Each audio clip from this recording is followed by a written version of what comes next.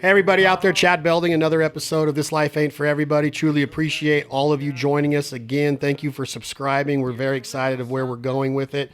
Today's episode is brought to us by our friends at Traeger and Mountain Ops, both Salt Lake City, Utah companies. We truly appreciate their support.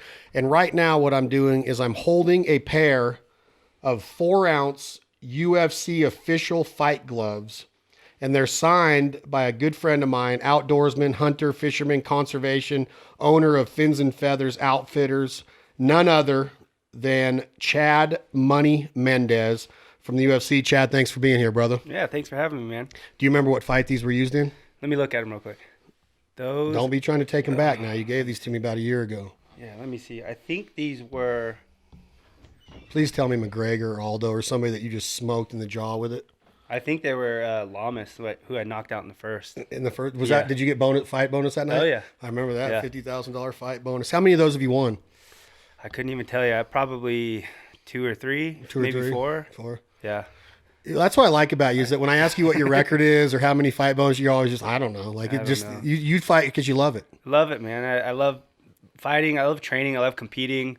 I love the lifestyle, and I love being able to do that and then also do all the outdoor stuff. Okay. So yeah, I mean, I get crap all the time because people ask, "Oh, what's your record?" And I'm like, "Google it. I don't know. I think it's something like," and then I'll give a number, and they're like, "You don't even know your record?" Yeah, you told me you were off by two. You had two more losses than you really do when you told me your record the other day. Yeah, well, that's a good one to forget then. Yeah. So, and also today we have Matt Pendola, my trainer, my good friend, back with us. The reason Matt's here is it's kind of like 7 degrees of Kevin Bacon here, but Matt is responsible for training Joey Gilbert, who was a world champion boxer. He was part of the Contender Show with Sylvester Stallone and Sugar Ray Leonard.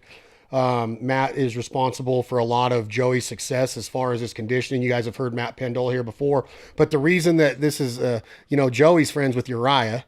You fight out of Team Alpha Male in Sacramento with Uriah Faber, and Uriah's a UFC Hall of Famer, one of your best friends, a mentor. He actually is pretty much responsible for recruiting you into the UFC, isn't he, or the WEC? Yeah. So, I mean, I met Faber, I was probably, I was in high school. He was at UC Davis. That's where he wrestled. And the wrestling community is super small.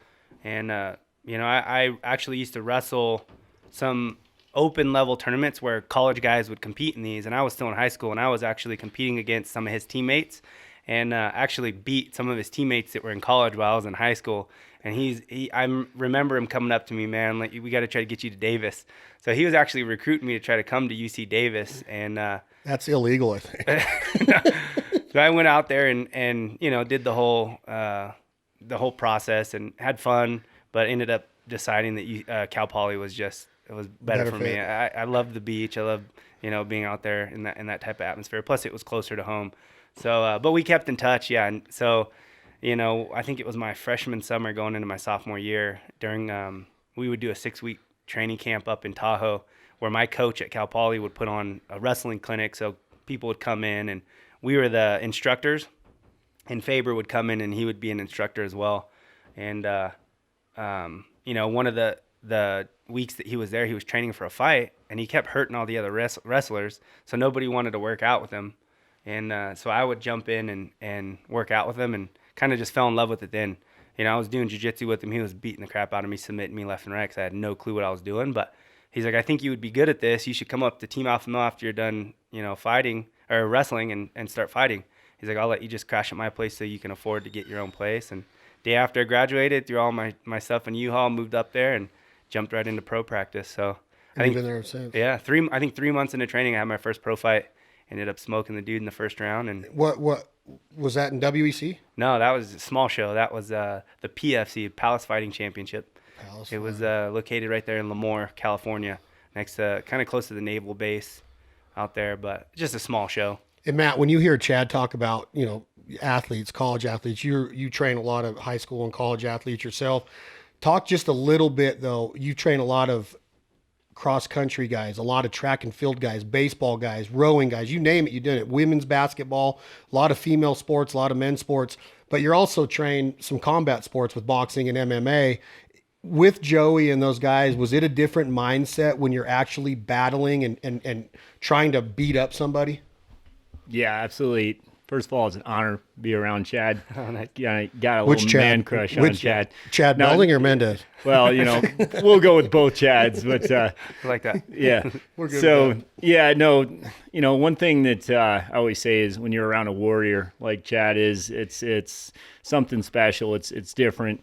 Athletes are, definitely made for a certain purpose, and each person has to find, their own best version of themselves. But when you're around a real warrior, it's a little bit different. Even when Diego Sanchez was at the gym with Joey working out, just the look in their eyes, when you see an athlete like that going, it's so impressive.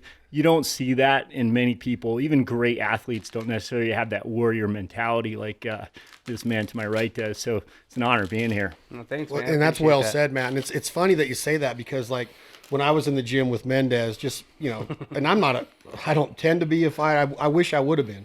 But watching him train and watching the mentality that it takes to, and I often think about that is like, when you're in your hotel room the night before a fight in Vegas and you're getting ready to walk out in front of 20,000 fans, probably millions on pay-per-view.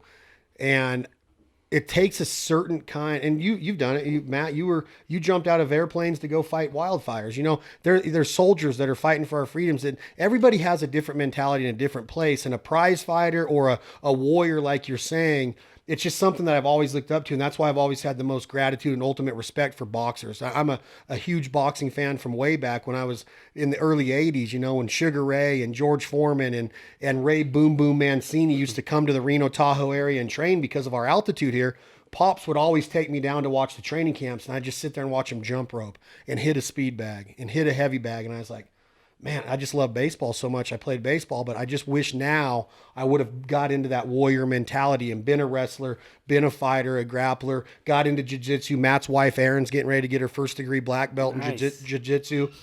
And it's just a cool lifestyle to see what you're doing. So it's a pleasure to have Chad Mendes here too. And we're going to talk a lot about fighting today. Let's just start it off with what just happened, recently. What's going on? Where are they at? In Cleveland? Or is it in Brooklyn? That was New York. It's in Brooklyn. Yeah. What's going on with this? I mean, Conor lost it. Dude, yeah. I don't know what's going on with that guy. I don't know. He just completely went off his rocker this time, I think. And whether there was a plan in his head of trying to create the stage for one of the biggest fights in UFC history or not, I think it just went a little further than he expected with the glass shattering in Mike Chiesa's face and him getting pulled from the card because of it. Other fighters getting injured. I think some of the staff, like I heard one of the guys broke his hand trying to keep Conor from throwing something. These are all going to be a bunch of big lawsuits, I would imagine, against them, and him going to jail. I just don't think that that was something he expected to happen, throwing that type of fit. So, and it just blows my mind that I've watched the videos and the documentaries and the Mayweather fight, which to this day, him and Dana pulled it off, and good for him. They made a lot of money, but he didn't deserve to be in the ring with Floyd Mayweather, in my opinion. And I'll say that to anybody, is that Floyd Mayweather is a specimen and a special man when it comes to the science of boxing. Now, is that taking anything away from Conor McGregor as a fighter and a warrior? No, he works hard, he trains hard. But it's almost like the celebrity, and I wish it would go the other way. And I don't know if it really happened with Ronda, and you can tell me your opinion on this, but Ronda won the belt and she was so sought after. She was doing all of the late shows. She was doing Ellen. She was on everything in America. Then she started doing motion pictures and being in movies, and which congratulations to Uriah, being in the new Rampage movie. Yep. He waited until he was retired, but he's with The Rock now. But then Ronda goes out and gets knocked out by Holly Holm. Then she comes back and tries to redeem herself and gets knocked out again. And it wasn't like she was the same person anymore. And it was almost like that celebrity and that stardom and that money. It just kind of started climbing all these different levels, and they lost their purpose. Their focus was the fight, and the respect should have been to the fight, because that's what got them there. And to me, Ronda's, more power to her in the WWE and everything she's doing. She's awesome. But I think that Conor's he's got the Netflix documentary now, and he's gotten movie offers, and he's with, doing all these big promotional deals. You gotta stay grounded and rooted. And do you think that's what it is people start to lose their feel, or what is it? Oh man, it's a tough one. I get asked this quite a bit, and this is my outlook on this stage in our lives as being fighters and as pro athletes. You know, we go through, a lot of us, through our, high school, college career of whatever type of martial arts that we're doing. For me, it would be like wrestling, and each section of that life is the catapult into the next one.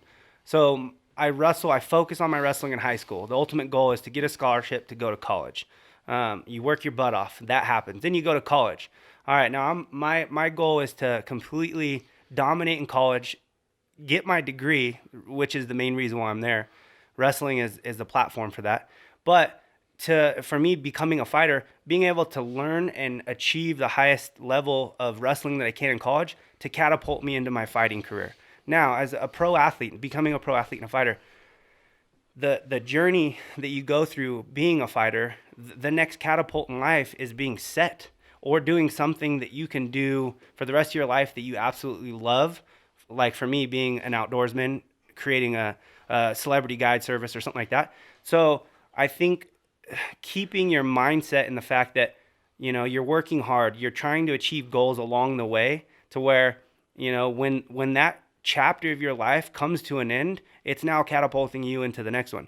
So I think it's great for these guys to, they're growing their star power, they're fighting, they're winning, they're working hard, and then it just gets to the point in their career, usually towards the end of their career, where all the other stuff starts coming along, the stardom. You're doing the movies, you're doing all the different types of big shows, and like Ronda doing the WWE and all that type of stuff.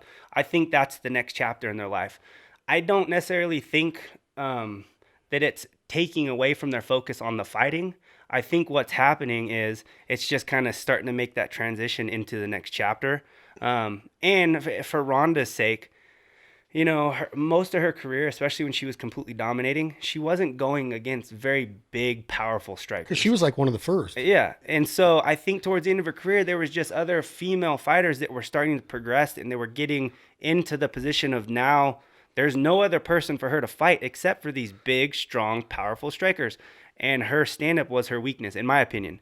Her ground game was top-notch. But if you go in there, you're as big as her and as strong as her, and you can defend her takedowns or her throws, there's a good chance if you have the power, you can knock her out. And that's what happened with those fights. I don't think that it was Ronda just falling off or her losing her mental edge as far as being a top-level fighter. I just think that it was her time to either improve and try to figure out a way to get the stand-up on the next level, and it just didn't happen, or, your next chapter, the next chapter of your life is coming along. So I think that's that's an awesome way to look at it, and it's a great point, and it's well taken by myself, and I'm sure you too, Matt. But I guess, everything, you get vaulted into a different portion of your life. Mm-hmm. And I was looking at it more like her mentality with her mom and her coaches and her Olympic career and the way that she felt when she lost that Olympic match. And I think she ended up winning bronze in judo. Mm-hmm. She just didn't want to lose. And I know there's no way that Ronda Rousey would want to go out not on top. And that's where I was going with it, but now your point's very well taken, Chad, is that the girl she was fighting, I mean, she was really a pioneer of that female fight game, coming mm-hmm. into the spotlight and becoming like, wow, look at this. This is a female dominator. Mm-hmm. And then all of a sudden, here comes Brazil, mm-hmm. and here comes Czechoslovakia and Lithuania, and they got all these athletes that are just bigger and they can strike and they can throw. And when you can strike and keep somebody at bay, you have the advantage. Yeah. When you say that, though, when I say that they have the advantage, I've always been in my mindset that the best MMA guys, the best all-around fighters have a wrestling background. Do you agree with that? I do agree. But with that being said, the type of wrestler also makes a difference, because there's guys that in the wrestling world, they're not very explosive. They're not very strong. They're not very powerful. They're more funky is what we like to call them. So the guys that usually kind of just hang out, and then whenever someone else makes a move on them, they shoot in. They're the guys that are like doing all the defense, counter, rolling around, floppy type stuff, and they're winning on more of a technical base. And those types of guys, in my opinion, not always, but they don't always transfer well to a great MMA fighter. And that's just because they didn't have the like extreme athleticism that transfers over into being able to blast someone off of their feet. A lot of their stuff is they have to get a hold of you, and if you're the type of person that can keep a wrestler like that at bay, it's going to be tough for that wrestler to use their wrestling on you. You know what I mean? So I think it just kind of depends on what type of wrestler you were. When you talk about, when you get in the octagon with somebody or in the ring with somebody, and I made the comment about a wrestling background is very important in my opinion. And I'm trained with Matt a few days a week, and I want Matt to start this, and then I want you to come in on it on breathing and heart rate. And this applies to life. And where I'm going with this, Mendes, is that whether you're pulling back a bow or you're trying to focus, or you're getting ready to take a jump shot, or you're getting ready to pull the trigger, you're getting ready to do anything in life. It doesn't matter if it's sports related, recreational related, it's water skiing, snow skiing, or what. Breathing is very important for your focus, your mentality, your stability, all that. Matt's very good at teaching this. And Matt, talk a little bit about the systematic breathing, and I might have that word wrong, and then I want you to come in on recovery. And when you go back to that seat in between rounds, it's not very long before you got to go back out there. And when he tells me to do a 40-second set, and then I get 10 to 20 seconds to recover with this type of breathing, and it's ready, it's go time again, I'm just like, God, I can't imagine having to go out and fight 5 minutes right now. Matt, talk to me a little bit about that. Yeah. Well, we did that a lot with Joey Gilbert, getting him ready for, his championship fights where you get a minute to get your breath back, and between rounds. So a lot of times we'll go 5 deep breaths in between sets instead of just a specific amount of time. So if you can get that breathing back within 5, that's good. That's probably 20, 30 seconds where your heart rate's coming back down to, say, under 130 when it was over 170, something like that. And so, we like to look at, like Jill Miller, for example, gut smashers, you get the breathing organized, but now you have to know how to really control it. And I think in real life scenarios, you've got to put that into your training. You can't just expect it to come, right? So just like getting back to Joey, I used to have him sit down between his sets, just like he's going to sit down in a boxing match and get his breathing back, And one other thing I'd like to kind of throw in there is, I've done boxing. I love it, really enjoy it. Feel like I've gotten myself in good condition. I'm ready, right? I get in there and I do some sparring. Guy gives me a good shot in the ribs, end up actually cracking my ribs, right? And for the next 2-3 times I was doing that, I'm flinching. I can't get my breathing back. I'm freaking out, right? And again, I'd actually like to turn that to Chad. How do you change your mindset so that you can still get your breathing organized, calm your body down after it's been through a trauma like that, right? Again, we're getting back to a warrior mentality, but that's where I think, separates guys like Chad from, just fans like myself. Right. Yeah, and I'll admit that's something that's very extremely difficult to do. Once you have a very traumatic injury, especially during the fight, like if you were to get kicked and something cracked in there, you have that pain, and you obviously have to bluff it because, you can't show that to your opponent because they're going to jump all over it and try to finish you. So being able to bluff it and then also, not overreact, like you said, like you flinch, like, because then that's just another giveaway, like, oh man, he's really biting on that. Something that kick must have hurt him, so I'm going to just keep doing it, or set it up to where I'm going to rip that body doing something else. So it's very difficult to do, but it's not really anything you can train for, because it's not like I can get hurt in practice and then have to fight my way through it. You know what I mean? So it's just something you either have or you don't. Like, you get put in that position and it's like, am I going to just give up and just quit? Or am I going to push through this and not be a sissy and keep fighting? So does Joey teach you how to breathe as a boxer though? I mean, are you learning to breathe in through your nose, out through your mouth? Is it in through your nose, out through your nose? Is it expanding your diaphragm? How do you breathe when you, because literally every ounce of air and oxygen counts in the octagon. Yeah. Yep. If you lose a little bit, you're risking, you're losing your concentration, your focus, everything. Because most of the time when somebody's getting choked out or somebody's in a position to where they're getting tired and their heart rate's through the roof, and you always talk about it, Matt, is that if a bear's chasing you, is it fight or flight? Like when you're gasping for breath, can you retain yourself and get ready to make a good decision? And as a fighter, I'm sitting there going, man, when I get winded just doing these drills that Pendola puts me through, after 40 seconds, I'm like, dude, I would get knocked out right now because I lose all composure. Yeah. Talk to me about, like, what are you doing? Like, obviously you're in tremendous shape, but breathing has to still play a role once the bell goes off. No, of course. I think getting in the best possible shape that you can get in for a fight is key. But also training through those moments, just like you talked about, where you're so exhausted that you feel like you can't do anything at all, but you still have a couple more rounds that you have to get through, you know? And so being able to push yourself, bluff that you're not tired, and keep up with the explosiveness, staying sharp everywhere, not starting to get lazy because I'm tired, drop your hands, or start doing things half-ass, you know?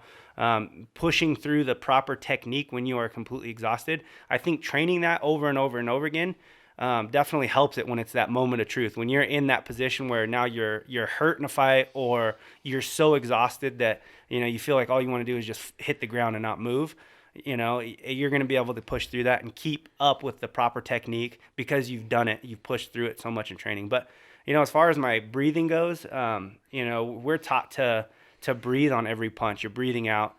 In the beginning, when I was starting to learn the striking, I would hold my breath. I would, you know, you're just like ripping so hard, and you're trying to focus on what combo they just told you to throw, trying to keep your hands up, you know, put them where they're supposed to put them, that you forget to breathe. So I'm just like holding my breath. After about, you know, 2 minutes of doing that, I'm completely exhausted. And so, you know, the boxing coaches, the Muay Thai coaches, any of the MMA coaches, no matter what you're doing, you're always taught to breathe while you're doing it. So it's definitely come a long way since then.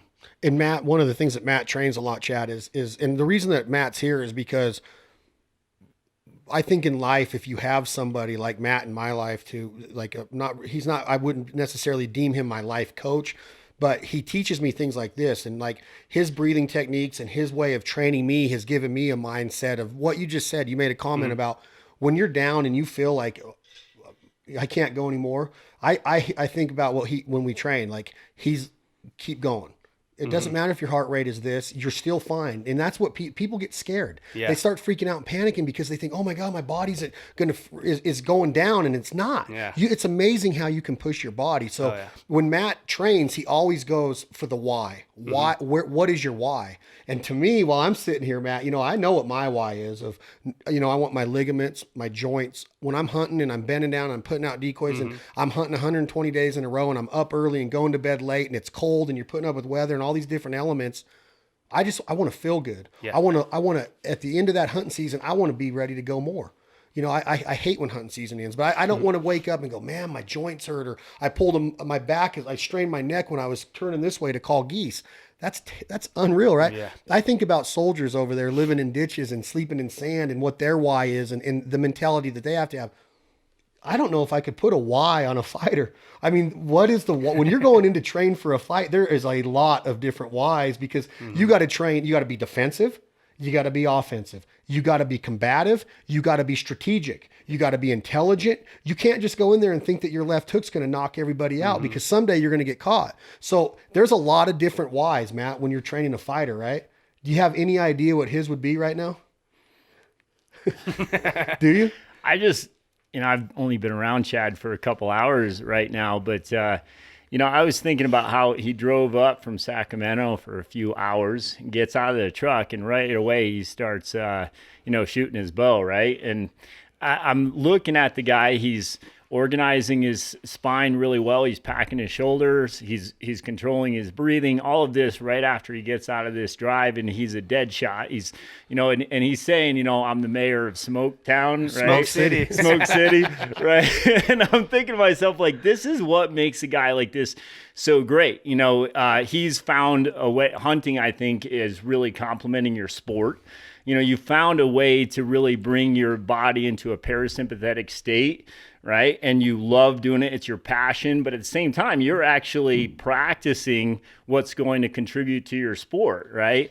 And so, you know, his why, I mean, it's tough to say not knowing Chad as well as I'd like to. Hopefully get to know you better. But ultimately, you know, I think a guy like this, he instinctively knows that, look, I'm a survivor. Right. And I'm going to do the things that I enjoy doing that make me feel like I'm really practicing what I preach on a daily basis, whether that's in the ring, training hard, or, finding a way to decompress, how to recover, respond, right, from all of this hard training with something that you really enjoy, which is actually improving your skill set, right? But I wouldn't imagine to guess what his why is, because again, a warrior like this, that look in his eyes when he's about to pound you in the ground, I don't know where that comes from. I wish I had it. Yeah, I do too. Do you kind of get what I'm saying though? Is like, Yeah. what is the why? You train every day. Like every time I talk to you, you're getting ready to do two things: work out or eat or sleep. Yeah. And when you're in fight mode and you're not in business mode or game, I mean, it's what your mentality is.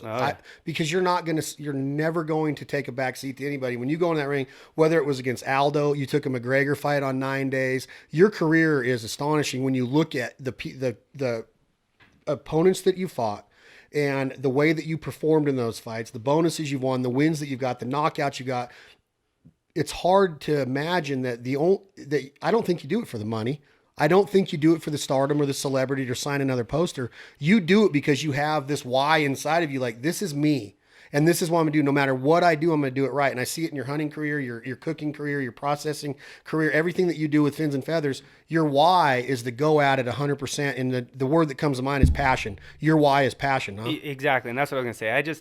This is all stuff that I absolutely love. And I started wrestling when I was 5 years old. I didn't take a year off from 5 all the way up till now. This is the first time in my life, these last 2 years, that I've not competed and completely like given myself to a sport. But in that time, I've created Fins and Feathers and have completely taken the focus of that training and put it into the growth of Fins and Feathers. So, just being able to do these things that I absolutely love. For me, like, I just don't understand how people can go through their entire lives doing things they hate, like sitting at a job that they absolutely despise or they hate, being around people they can't stand. And it's like, our lives are so short, man. So short. I've lost some really good buddies recently, and it's, at young ages, and it just, makes you realize you got to do things that you love, and obviously you got to do things to a point to where, you still have the life and you're putting money in the bank and you're, being responsible. But at the same time, you got to find what makes you happy. And you got to pursue it. You got to make that a major part of what you're doing on the daily.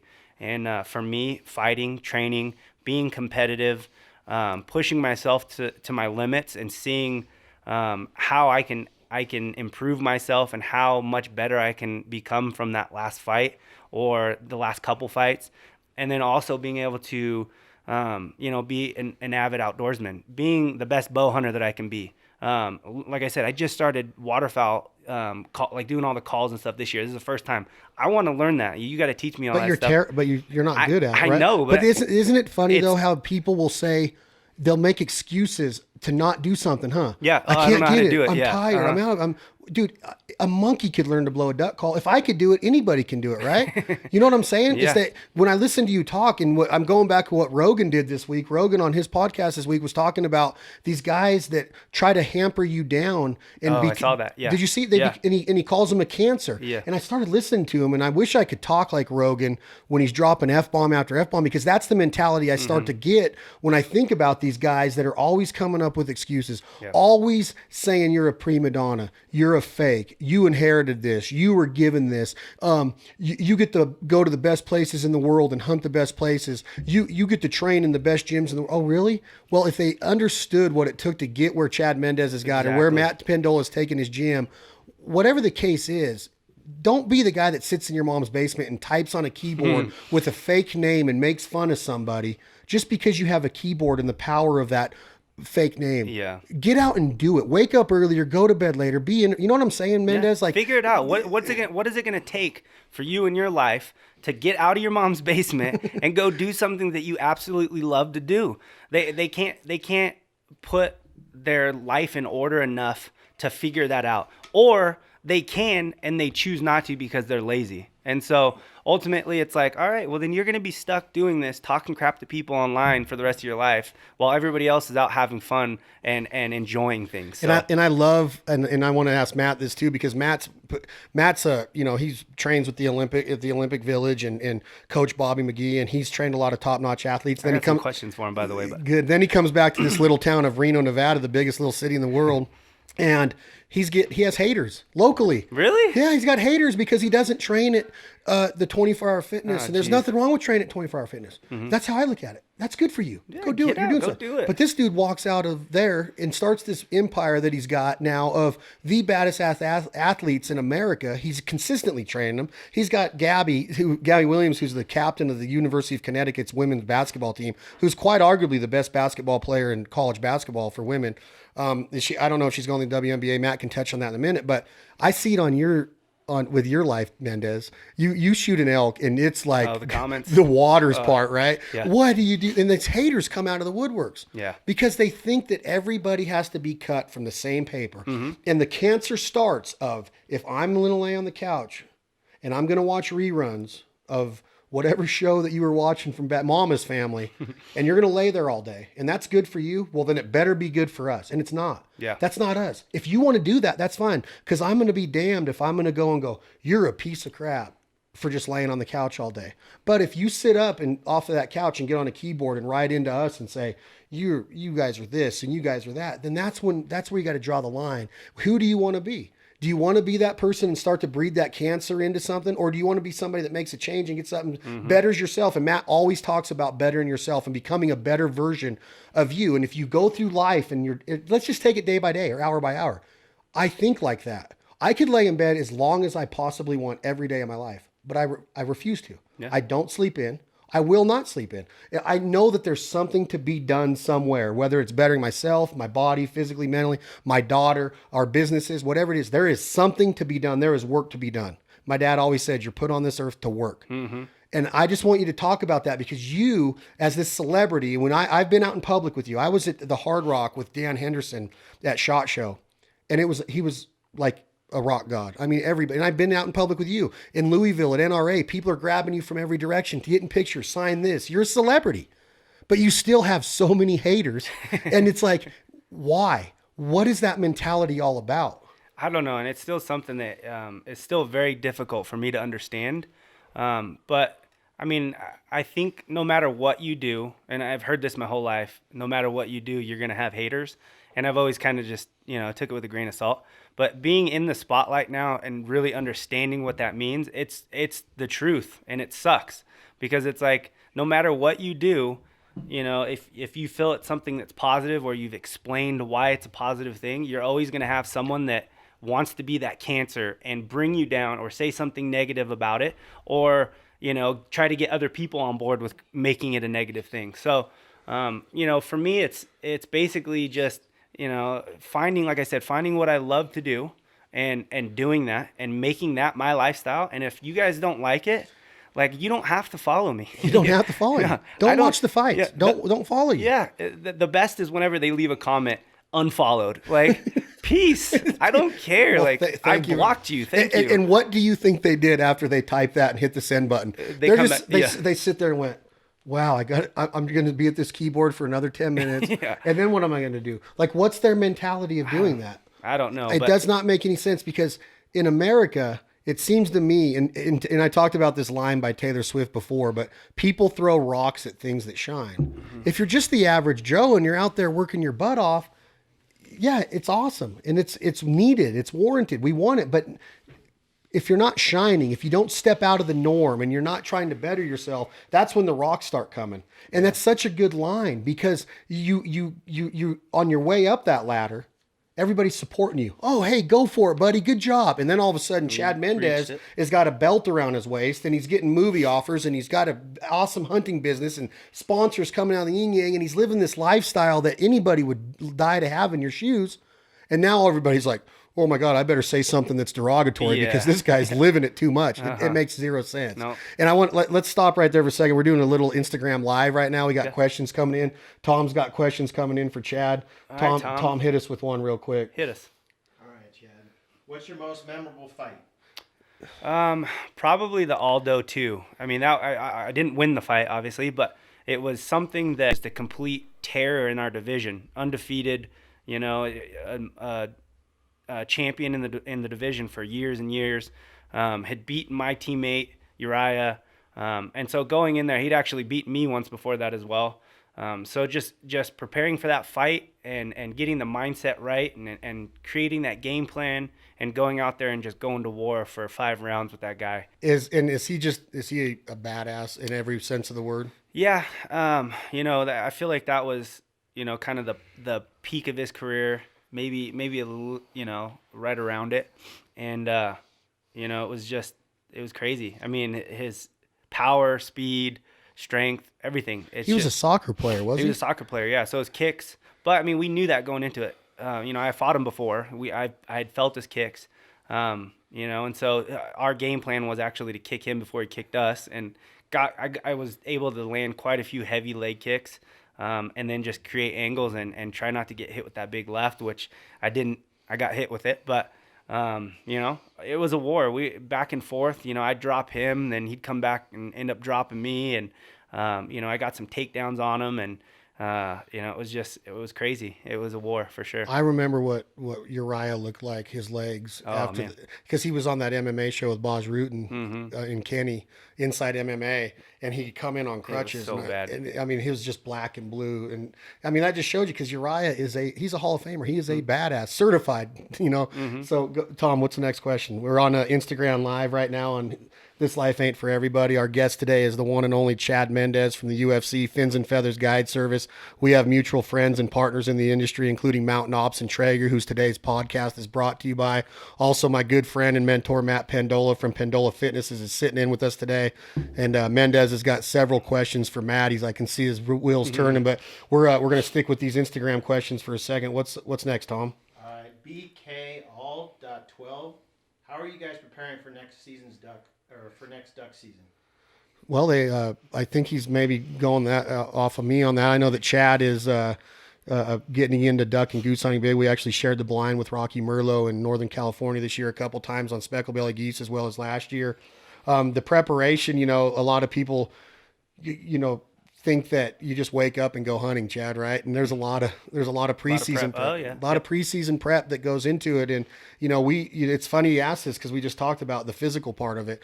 I train a lot, and I'm not saying that I am in tremendous shape or physically look like somebody that is at Chad Mendes's or Matt Pendola's level, but I can go and I can keep going. And I attribute that to Matt's workout program. So part of my off-season regimen is physically working out and staying focused on cardio, weight training, TRX, jumping. I mean, you name it. We were doing these things called prison squat jumps the other day, and I literally could not sleep the day of because my legs hurt so bad. Sounds dangerous. I mean, it is. And it's like, oh, you do that 2 or 3 times? No, we're doing sets of 80, and he wants us getting up to 120. And I'm like, oh, but anyway, you know, preseason, I want to be physically in shape. I want my mind in shape. I want to practice my duck calling. I want to make sure that I have my network going. I'm always communicating with guys across the country. Hey, what's going on? What's the food sources look like? What's the water situation up in Canada? I talk to biologists. I'm always figuring out what's going on with the breeding and how's the hatch going to look. I pay attention to Delta Waterfowl and Ducks Unlimited, and I pay California Waterfowl Association. I want to know what's going on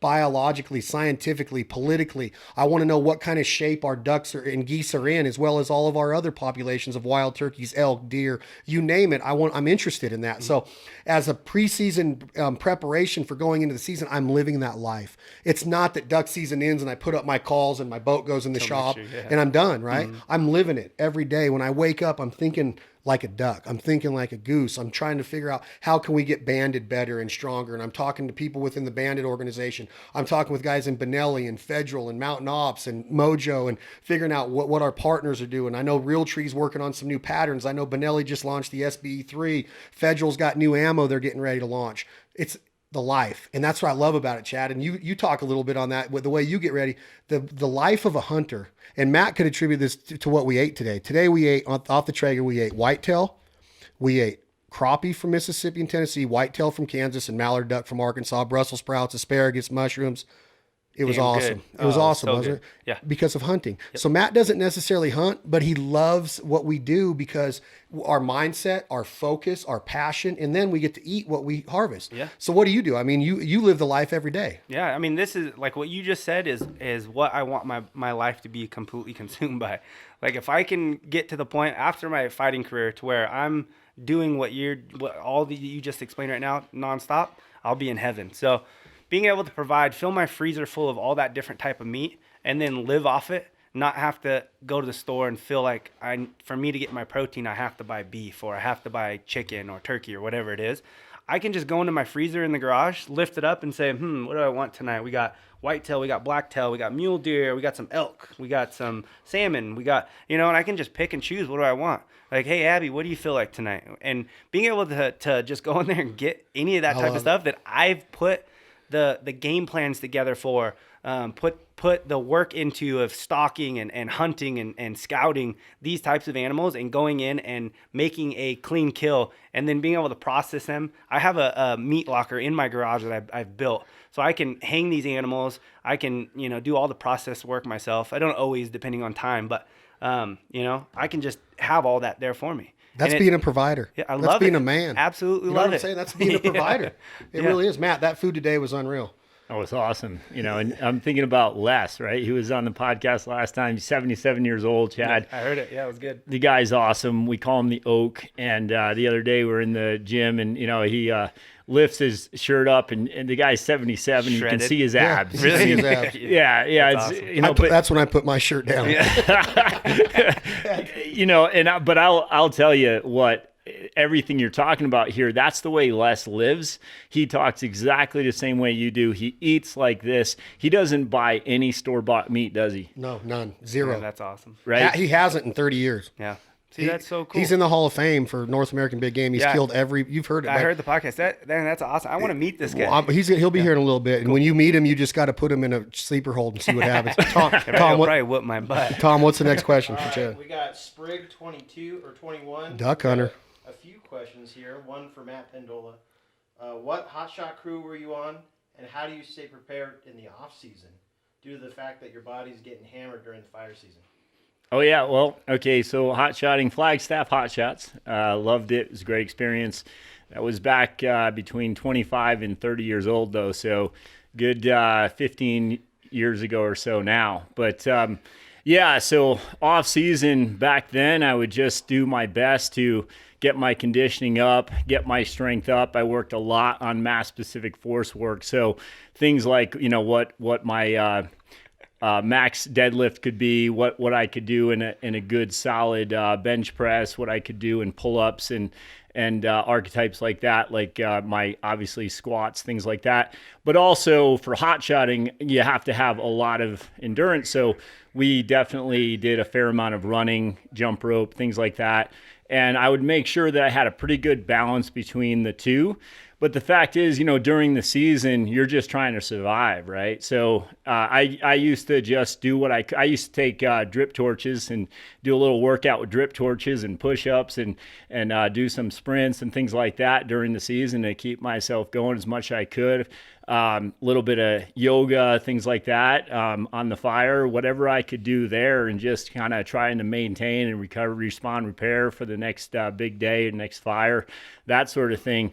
But I'm not going to lie, at the end of every season, man, it took me a good few weeks of just trying to sleep and recover and just get over that season.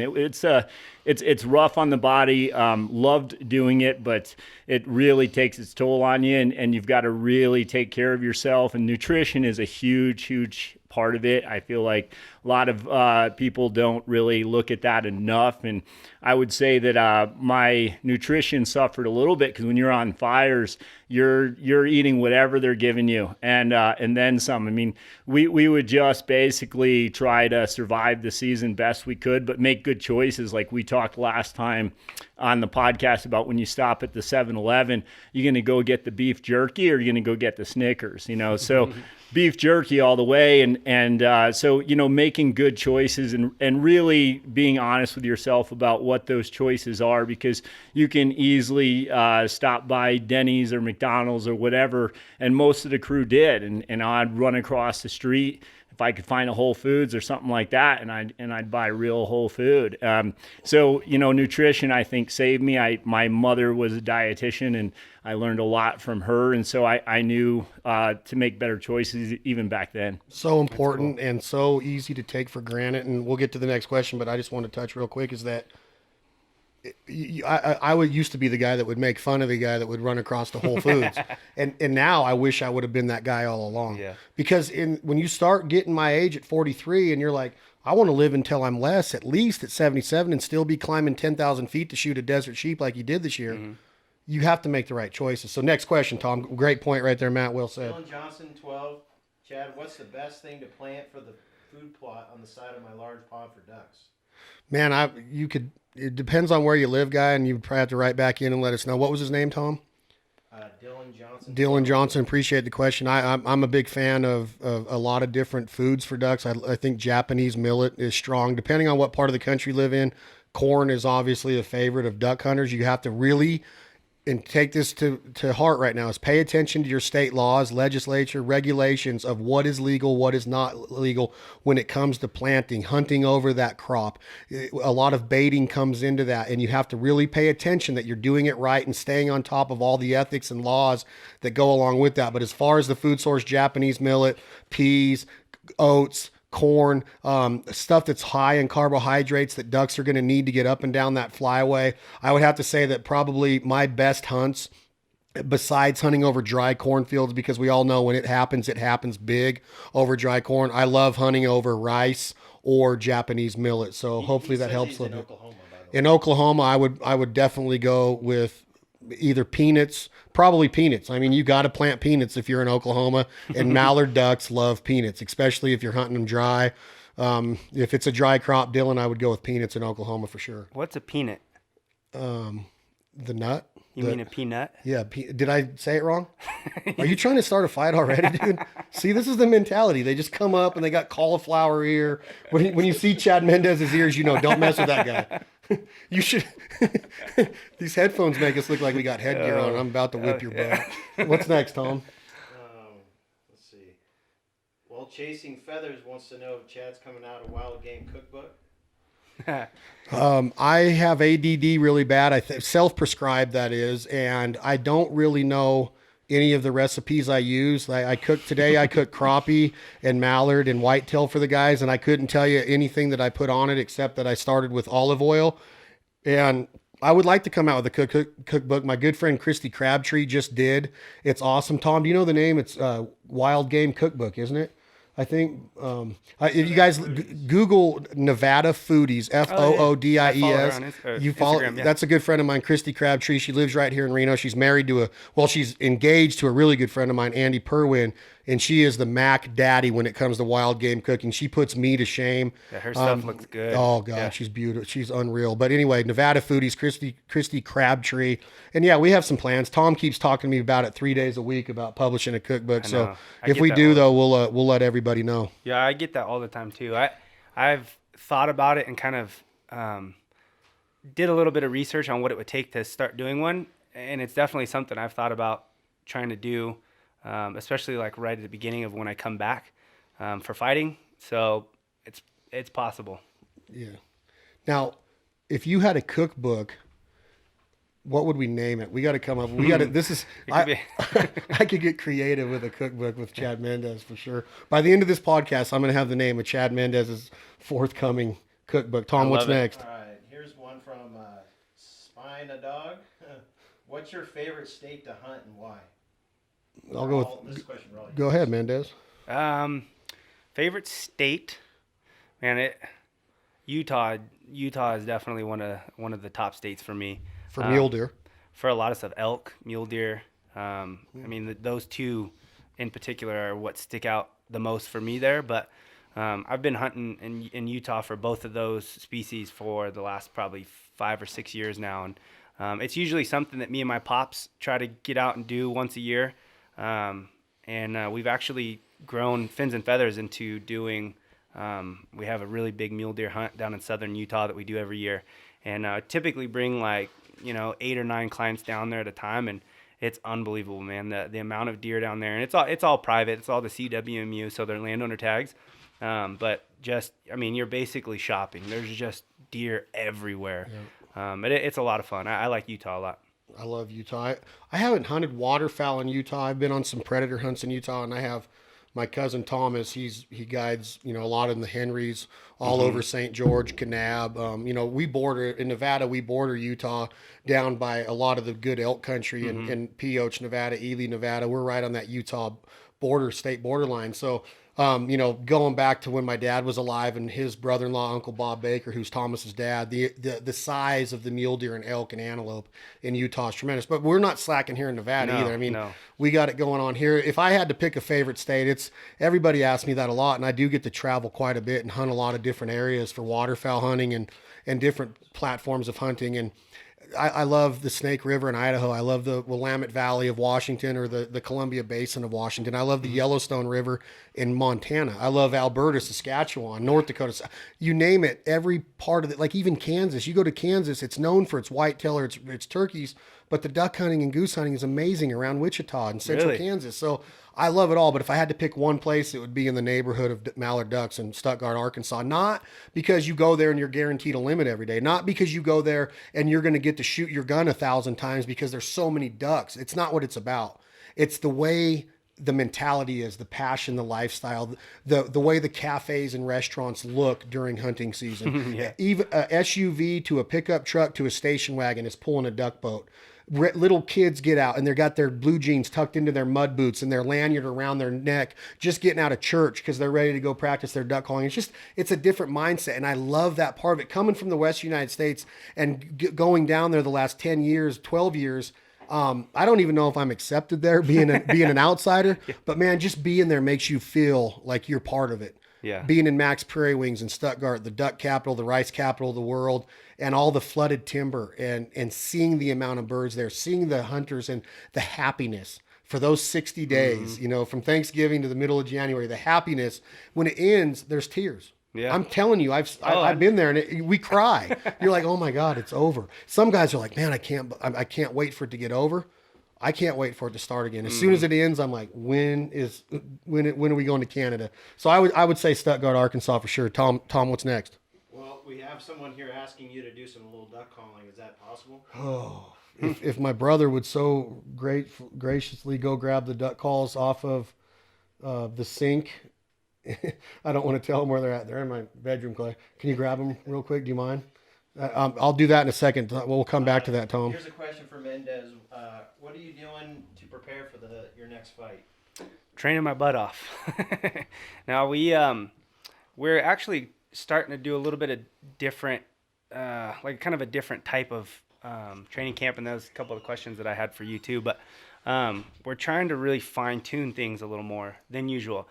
I've always, at least as a wrestler and even the beginning of my MMA career, there wasn't a ton of method to the madness. It was get in there and grind every single day. It's hard. And we're trying to beat the crap out of each other every day, sparring and wrestling and doing jiu-jitsu. And everything was just, if I wasn't about to puke at the end of the workout, it was a bad workout.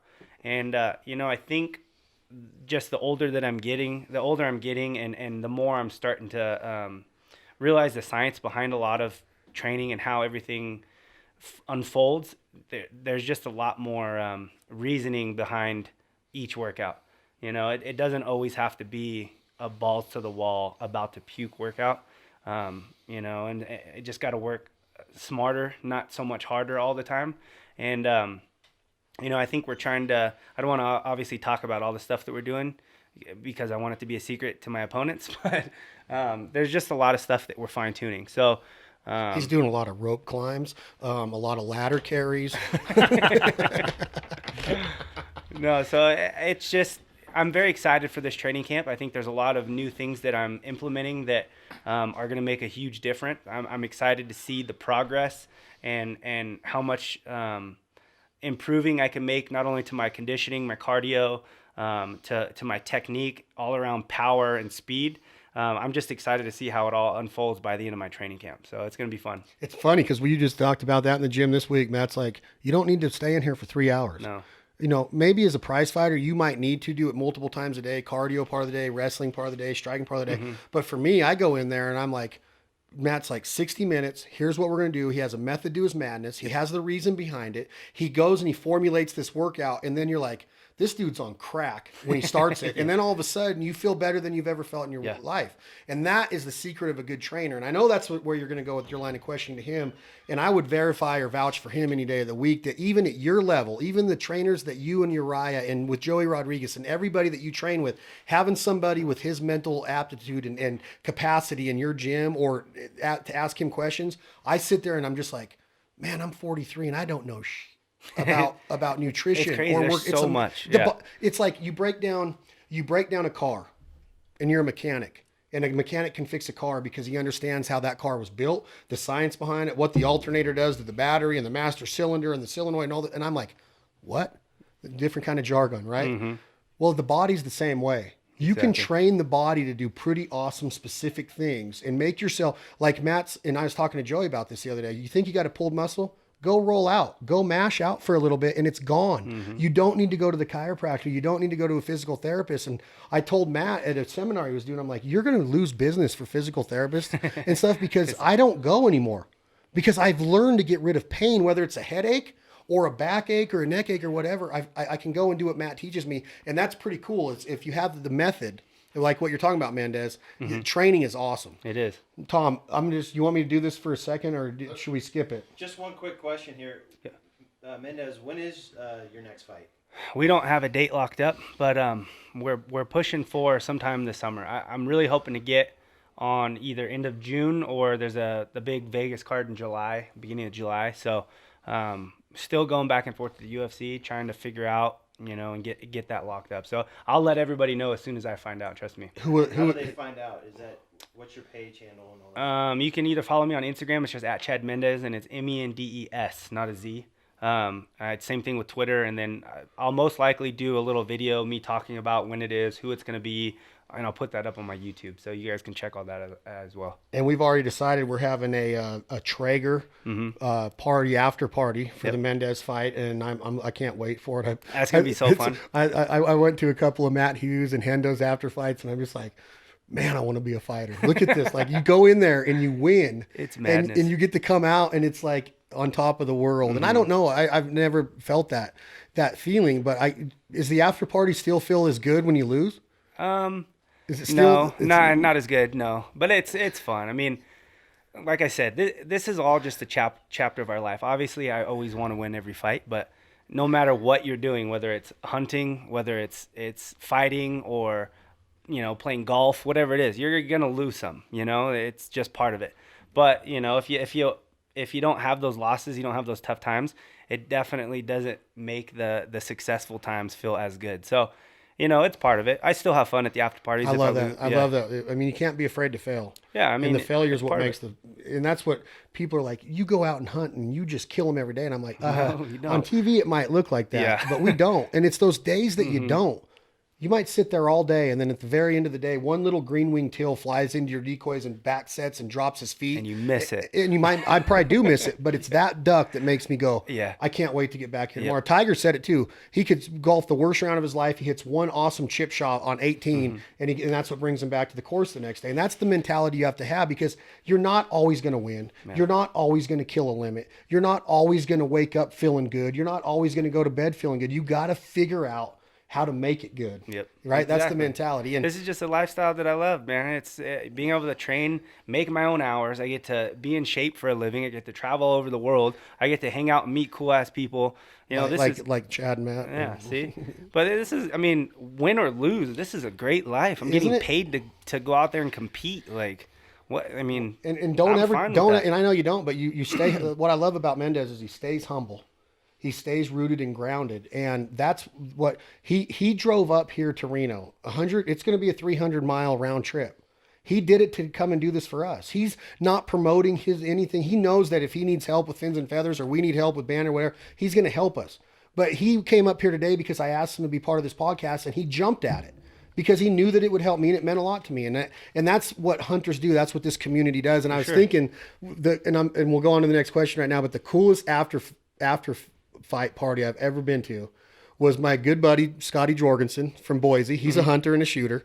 I miss that guy. He fought Uriah, and Uriah beat him. He beat him in the 3rd or 4th round, and they had a after party together because they were such good buddies. Yeah. And so we're at this after party, and Couture came, Randy came to it, and here's the guys that just fought, and now they're sitting in a booth having a beer together. And I was I like, was at that. I bet you were at that. I'm pretty sure I was. But that was that after fight that Uriah and Scotty did together. Our managers they managed both of them at the same time. So it was kind of a weird fight to have, but both of them were like, it's business. Like, we're still buddies. So they were just both cool going out there and doing it. I sat octagon side for that with Jorgensen's family, with Johnny Bones Jones when he was first coming into the UFC, and Dana was sitting right there. And Dana was cool as heck that night. He was welcoming to us, and he was happy. It was a tough finale, is what it was. Gotcha. It was like one of the tough finales. But what was next? Any crossover mental challenges between fighting? What do you take from fighting into hunting that helps you, and vice versa? Yeah, I actually get asked this question quite a bit too. There's a few things. I think as far as the fighting goes, being able to mentally prepare yourself and physically prepare yourself, knowing you're about to go in there and anything could happen. I mean, I could go out there and either knock this guy out with one punch or get knocked out with one punch, or it's going to be one of the most uncomfortable, most painful things that I'm going to have to go through and endure for 15 to 25 minutes. You just got to know that. So being able to figure that out and accept it and know that and get in there and do it, I think the mindset, being able to do that, not only with fighting, and then also transfer that over to a hunt. So say I have like a sheep hunt or elk hunt or somewhere it's going to be crazy altitude or something. It's going to be tough hiking. It's going to be a long, 5 days, 7 days, however long you're going to be there. You're not living off much food. Your calorie intake is pretty low. You're burning a lot of calories. Sometimes it's very uncomfortable. Sometimes it gets hot. You're soaked. There's parts of it that are going to be uncomfortable. You kill an elk maybe at the bottom of a deep ravine or canyon. You got to hike all that meat out. Sometimes that's 3 or 4 trips. Sometimes you're going 10 miles each way. I mean, that's a long bout of energy expenditure. I think being able to take that mindset of knowing, all right, I'm willing to get in there and do what it takes to be successful in the octagon, and whatever it's going to take for me to be successful in the field. If it takes me 100 miles of hiking to be able to get that elk, I'm going to do it. And I think that's awesome. That transfer over is one of the probably the main things that will just make you both a champion in the octagon and in the field, in my opinion. And in life. In life, and that's and bringing Matt back into this is that everybody thinks that duck hunting, you just go out and sit. Well, it's not true. And I'm not trying to sit here and say it's as excruciating or physical as climbing a mountain, hunting elk, but there's a lot to be said about being in shape. If we get into a flock and we kill 7 or 8 geese and we know that the next flock's coming, I got to jump out of my ground blind. Getting out of my ground blind could hurt somebody, right? Some guys crawl out real slow. Then you got to sprint out, pick up all these geese that weigh anywhere from 8 to 15 pounds a piece, and I'm carrying back 3 in my arms at the next time. I got to put them down, get back in, reload my gun, get the dog back in his blind, cover my lid, and now try to get my heart rate down. It's a lot easier because of that crossover lifestyle. Yep. I learned how to breathe. I pictured myself, and this is the biggest thing that I do in life, and I learned this from Ted Williams in the science of hitting in baseball, is visualization. I visualize the hunt the night before. I visualize the flock before they get there. I visualize what I'm going to do if that flock presents the shot. Whatever it is in life, I visualize what's the outcome of it. And I try to get there through setting short-term goals and long-term goals, and then seeing that come to life. And without training, I don't think that I would have that right now. And it's not just what Matt does, it's training through my entire career. But now that I'm 43 and I don't have a coach anymore, I don't have a baseball scholarship anymore, I'm not in a competitive league anymore, I go to Matt and I still get to keep that edge.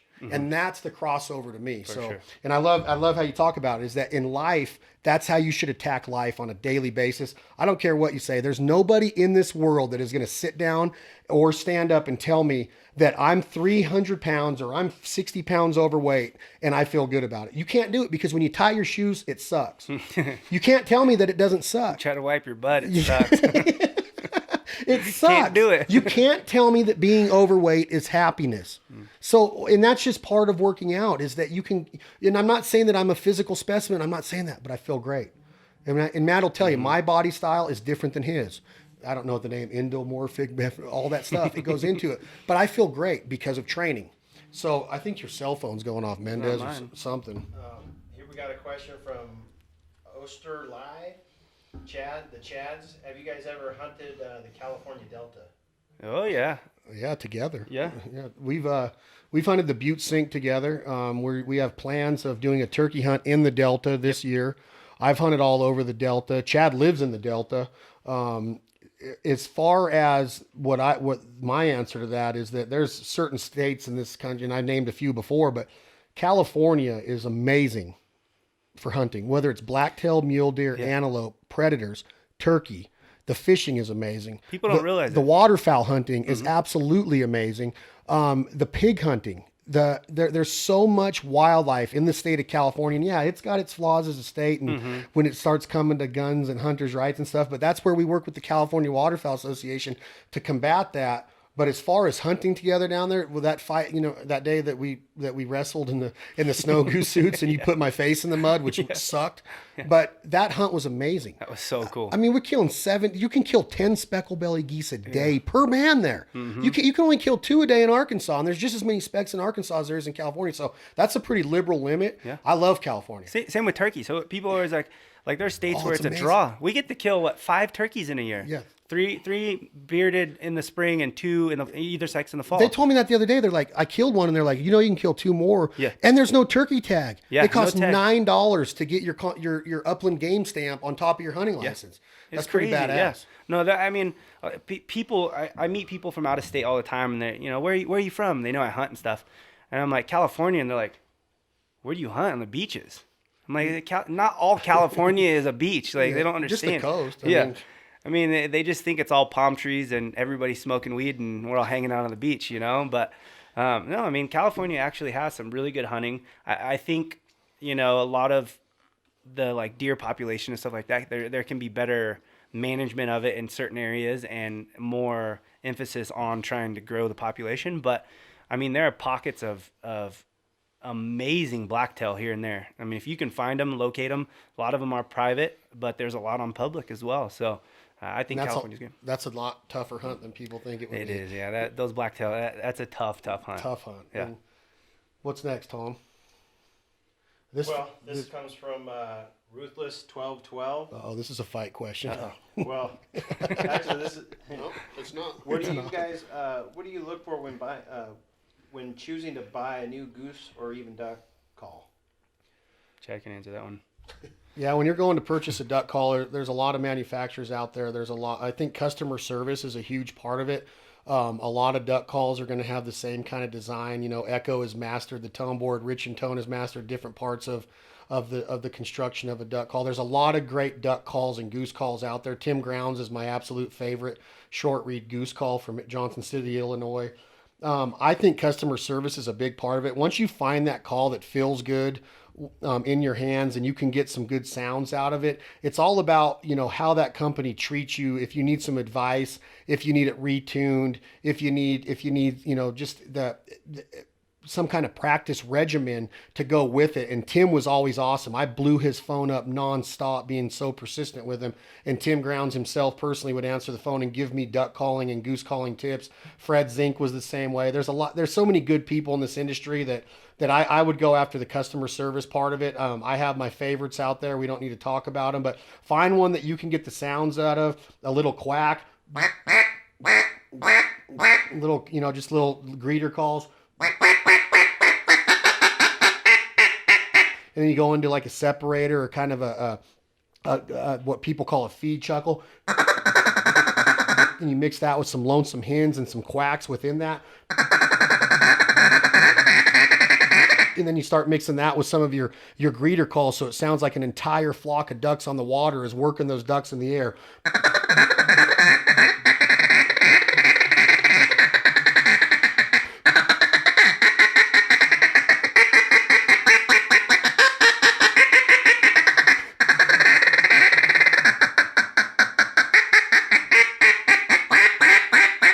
And you start putting that all together, and you start seeing that and picturing it in your head, reading the duck's body language, reading their using your instincts and seeing if they're posturing different, if they're setting their wings, if they're flapping their wings slower. The more you go and the more you do it, the better you'll get, just like anything in life.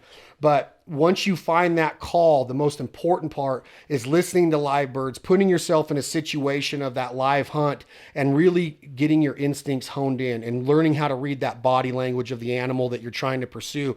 And I sound okay on a duck call, in my opinion. I might be average, a little bit above average at best.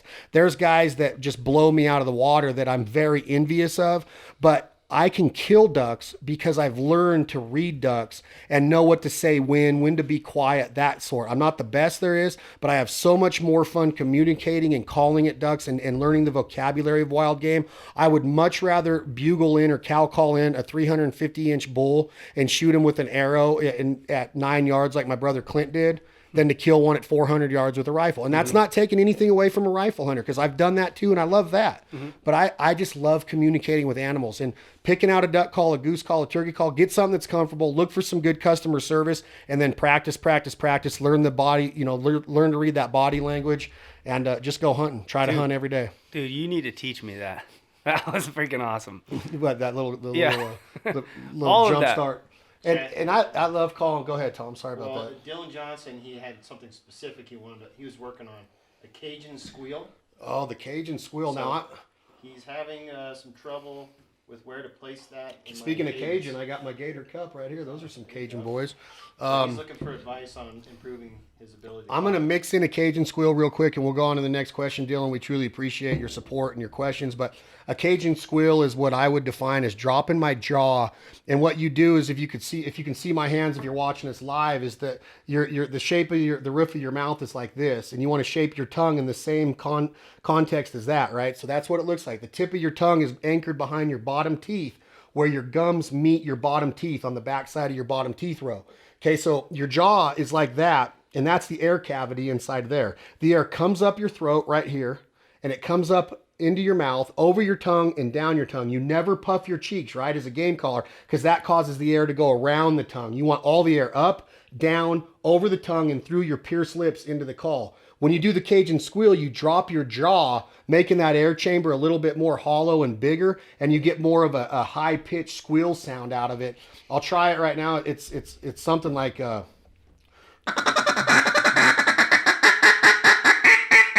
can hear my greeters right there.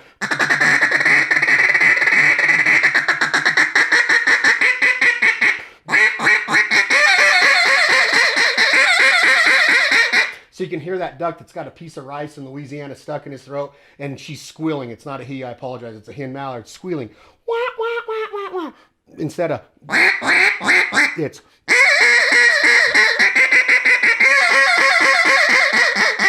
So that's my definition of a Cajun squeal. So cool. Somebody might be able to tell you something different, but appreciate the question, Dylan. He said, "Badass, thanks, man." Badass. Thanks, That man. was badass. Appreciate you, Dylan. There is a question about how do you like shooting the new SB3? I'm a lefty, and they haven't. I got to hold one at SHOT Show. They are going to release them about May 15th to May 20th. I've shot the right-handed one from the left side, which I don't advise that, but the gun is unreal. It's 6 ounces lighter than the SB2. The new shim system in it, everything from the action, the releases, the sights on it. The baddest ass part of the gun, I get so excited talking about it, is the new forearm. It just feels sleek. It's like you're holding a baseball bat or a golf club in your hand. It just feels athletic and real sleek, like you're going to hit everything that you aim at. So the SBE3 by Benelli is, I said, how are you going to better the 2? And they did it. And now I'm like, there's no way you're going to better this 3, so I hope you never try. But yeah, just being 6 or 6.4 ounces lighter than the 2 and having less recoil than the 2, I don't know how you do that. But Benelli does it because the engineers in Italy and George Thompson and the guys that are in that product development stage at Benelli are geniuses. So yeah, the SBE3, go get one. Whatever your local dealer is, support Benelli. They support us. We love them. Tom, is there another one? Let's see here.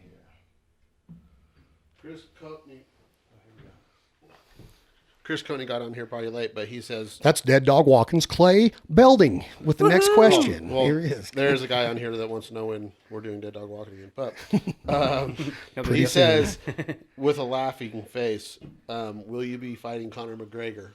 Me? Yeah. No, I don't think that guy's going to be fighting anyone anytime soon. Here, let me answer that. I don't think he would want to fight you again, and I think he's awesome.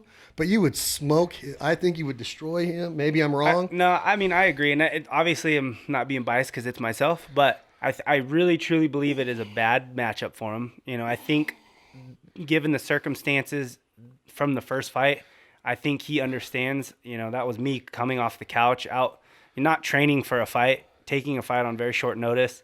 And, you know, I was whooping him up. Bad. Me being in shape, the fight would look like that the entire time.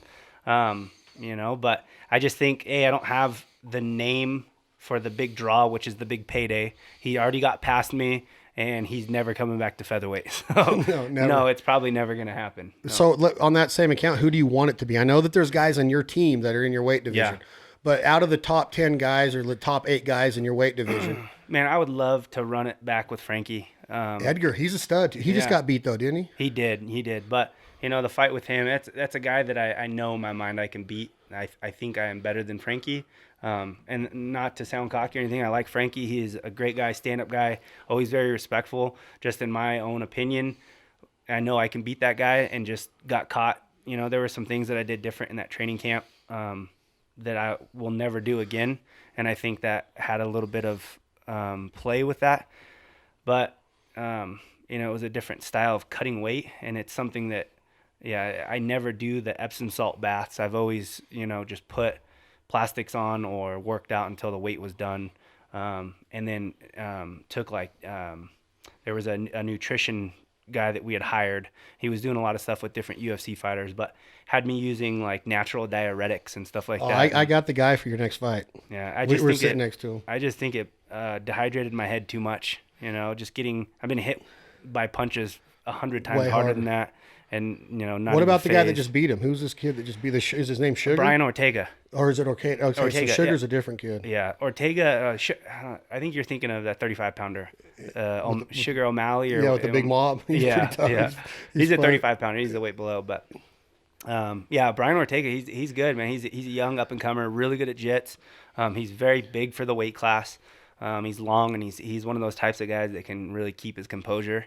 You can tell he's very calm in there. So those guys are always dangerous. But yeah, he hammered Frankie with a big uppercut. I mean, he hit him with an elbow first and just had him rocked bad. You can tell Frankie was just kind of like walking him down. It almost looked like he was out on his feet, and he just was like, okay, bam, just took his head off. But along the same type of questioning, and I know we're still on Instagram Live, and we'll get to some questions here in a second. We were just going to run the IG Live for 30 minutes, but it's popular, so people are coming like crazy. Probably because we got Chad Mendes here. They probably wouldn't be doing this with just a bunch of goose hunters. I'm going to name 3 names, and in one sentence only, you have to describe to me what they mean to you and what they mean to your fighting career. I hate these. I know, but you just have to and I want it. I don't want you to just, drag on like I do. Okay. I want you to be precise. Number 1, Joe Rogan. A pioneer of the sport and someone that's very respected. Hoist Gracie. Oh man, I can give the exact same answer for that one. Definitely a pioneer for the sport. Someone that's created what the UFC is today. Dan Severn. These are all, seriously, all these guys could have the exact same answer, but definitely a guy that I looked up to as a beginning fighter, someone that I always enjoyed watching. Okay, I'm going to name a fighter now, and I want you to just say the first word that comes to your mind. Matt Serra. Underdog. Rich Franklin. School teacher. Brock Lesnar. Monster. Ronda Rousey. Women's pioneer. GSP. Wrestler. Matt Hughes. Wrestler. Chuck Liddell. Big overhand right. Dan Henderson. Another big overhand right. Floyd Mayweather Jr. Fast. The last one, Mike Tyson. Power.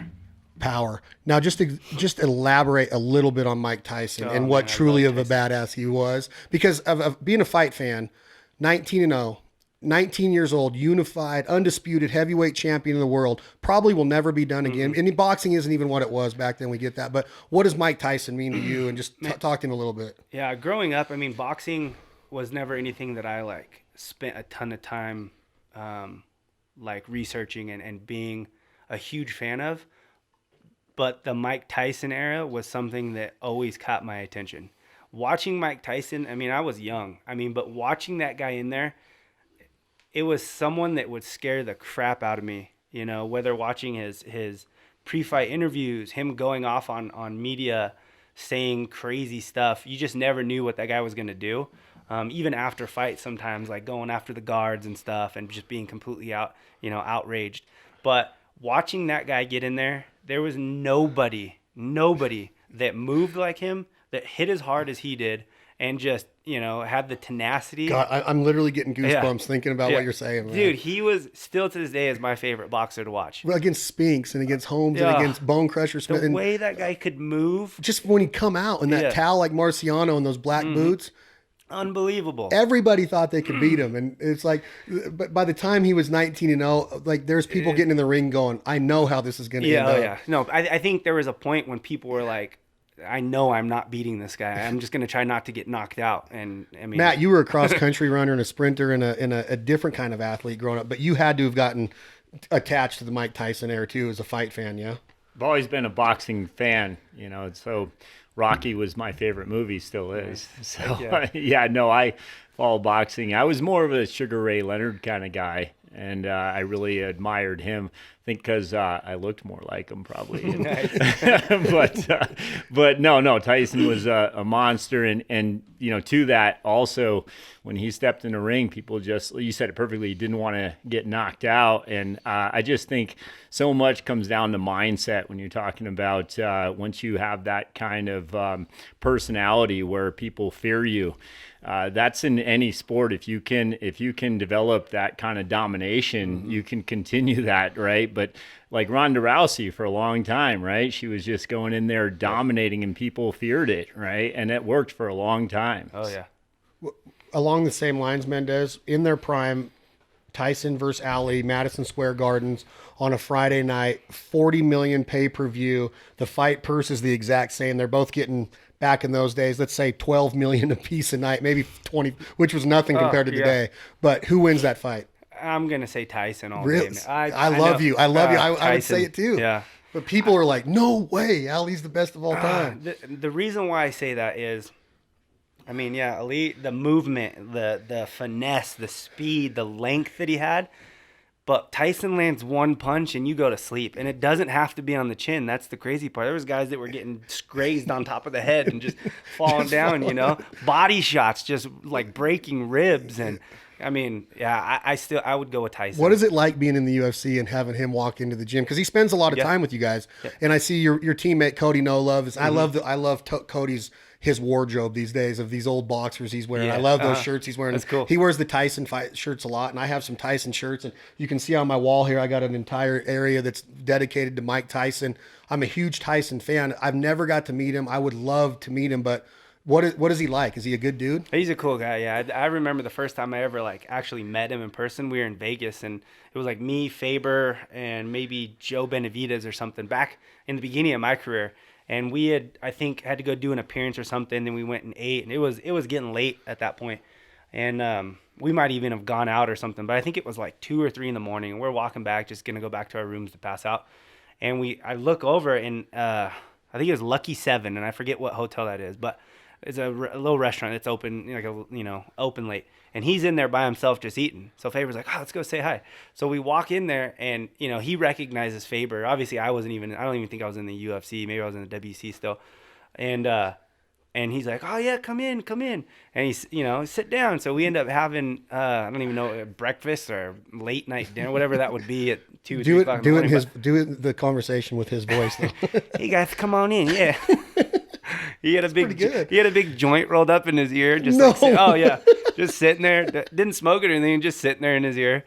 And we had a meal with him and hung out, and then went on our ways. But it was cool. That was the first time I got to meet him. But super nice guy. He's always been very respectful. Anytime he sees any of the fighters, I've never seen him be a dick or anything to anybody. So the one thing I do, and we'll end at Tyson, is that I just cannot stand the road his career went with the management, the money, just such a shame and so sad. And I don't know the facts. I don't know the whole story or the details. And I'm not trying to be a forensic investigator here. I'm just saying that, man, to be worth $300 million, undisputed heavyweight champion in the world. He did lose to Buster Douglas that's the most bogus thing of all time in Japan. I think it was in Tokyo when it happened, but I cried that night. I was at Cecil Washington's house when he got beat, our Uncle Cecil, and when he got beat, I cried. And that's what Mike Tyson meant to this little white kid from Reno, Nevada, back in '89 or whenever that was. I think it's like 14 years old or whatever. And when he lost, I was like, man, what a shame. And then his career just never, the rape and everything else came out. And it's such all BS. And I just hated seeing it. On a personal note, I'm just saying that I hated to see because I had so much love for that guy and respect. But, it is what it is. But, Tom, are there more questions or are we done with the Instagram Live? Well, I mean, we do have a few more, but maybe we can address them in the podcast and tell them watch it on iTunes. Just give him one more. Well, here's a few. Okay, so Jads, Matt, where's your favorite place to hunt geese and ducks? In different locations or what? My favorite place to hunt ducks is Stuttgart, Arkansas in the flooded timber. My favorite place to hunt geese is the Front Range of Colorado. Mendes, yours? I mean, really, the only place I've waterfowl hunted is Northern California. So it's a great place. I love hunting specks and snows in California. Yeah. Buttes. Matt doesn't hunt, but Matt, you would say that you would just tell us to keep on hunting and cooking, right? Yeah, I just look forward to going out with you guys one day. Yeah. We got to bring Matt I know out. that would be cool. We got to get him shooting the bow before he leaves. Yeah. I can be your Sherpa at least, Cut me, Mick. Go ahead. Okay, Matt, this one's for you. This is from Sprig21. What's the best and healthiest way to drop weight before the fire season starts here in Southern California? Before the fire season starts? Yeah. Well, I don't really believe in quote unquote cutting weight, at least not in the traditional methods. So, it comes down to, again, making good choices. You want to make sure that you're really following the proper nutrition patterns that are going to work for your body. So a lot of times I think it comes down to, if people look at their macronutrients, they think, okay, this high protein diet works really well. I'm going to do that so I can drop water weight or whatnot by eating less carbohydrates. And then after a few weeks, you're just starving for those carbohydrates and you gain the weight right back. And, another scenario where somebody decides that really, really high fats are great and they're doing that only. The thing I try to follow a little bit more is just getting in all your macronutrients, doing it consistently, but finding out what tweaks work for you a little bit better so that you can feel really good, you feel high energy levels, and you can get out there and train and do your conditioning. So, athletes, they don't diet, right? They don't diet and exercise, they eat and train. So I think that if you can keep a good level of homeostasis, right, where your body is in good balance, then you can really get after it and you can stay consistent with it. Your recovery is better. And ultimately, you're doing the work that your body is meant to do because you're giving it the right nutrition. So I'd go back to just making good, smart choices, but never dieting, always getting in all your macronutrients, and just take good notes of what works for you. Not the same thing works well for Chad that works well for me and vice versa, right? So I'm always looking at people finding what works for them so that they can keep doing the work. And I mean, it's easy to say, I'm going to go on a diet, but they don't work. I don't care who. You might lose some weight, but once you go back to being a man or a woman or eating some carbs here and there or going out and partying once in a while, Blow or right back up. You gain it right back. So what Matt says is you don't diet and exercise, you eat and you train and you make it a lifestyle. You make better decisions. And a guy like me that's not going to compete in an Ironman at 45 like Matt does, and he's won several of them, I might not be as dedicated or as disciplined as him. I wish I could be, but I'm not going to make excuses for it or not. I have a different kind of lifestyle. So I'm going to do what works for me. And to feel better, to stay healthier, to live longer, to be stronger, to be in shape cardio-wise, and be able to get through my day with a lot more comfort and love for it. So not everything is about the diet, or it's about making those better decisions. And that's what I'm learning every day is Do I want to go and just crush sushi every day and eat all that rice and all that sugar and all those carbs? Well, of course. Yeah, but I do. But I can't. Yeah. I can't do it. I would love to, but you just got to make better decisions. And so I think the Instagram live ended. We're going to finish the podcast here at This Life Ain't For Everybody. And obviously when you're talking about a prize fighter and MMA specialist like Mendes, that life truly isn't for everybody. But you know, we had a lot of cool questions come in. We could have kept going. And that's what's neat about this lifestyle is that just now, the three of us sitting here live completely different lives. You're a fighter. I have some different businesses. You are a trainer. But everybody had these questions that related to all three of us. Mm-hmm. Nutrition, training, hunting, fighting, preparation, lifestyle, passion. All of that stuff is wrapped up in this ideology that I'm always thinking about is that we are all different people, but when you start breaking it down and all these different walks of life get together and you take the time to learn about somebody, that's what I love about hunting is that Friday at 5:00, when you get to hunting camp, you're a celebrity, but when you get there, you're not a celebrity. You're just a dude. Just ready to go hunting. You're just ready to go hunting and hang out by the fire and hang out. And I see that in you. And I've been around big time celebrities like yourself at camp before when they get there. They just want to learn. They want to enjoy the hunt. They want to see the dog. They want to see Mother Nature, the sunrise, the sunset, all that stuff.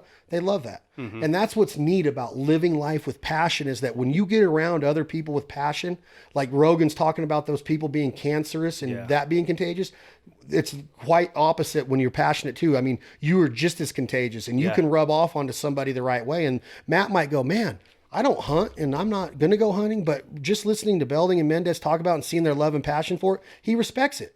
And that's what I think about when I listen to somebody talk about their lifestyle. I don't snow ski, but when I listen to Tom or his wife, Christy, talk about shredding and going up and getting on these big mountains, I'm like, that's awesome. Obviously they rock at it because they have passion for it. They are both Olympic caliber skiers and D1 scholarship recipients. His wife's better than he is, and he'll admit that. But that's what I love about the mentality of a hunter, the mentality of an athlete. It's the right way to be, in my opinion. Mm-hmm. People are probably going to just shoot me down for saying that, but there is a right way to think. And I think that disciplined mentality that you're talking about, that warrior mentality, you can live life like that. You don't have to punch somebody to be considered a warrior. No, not at all. You know what I mean? You have the desire. You figure out what, like I said, makes you happy. What in your life gives you a purpose? You know what I mean?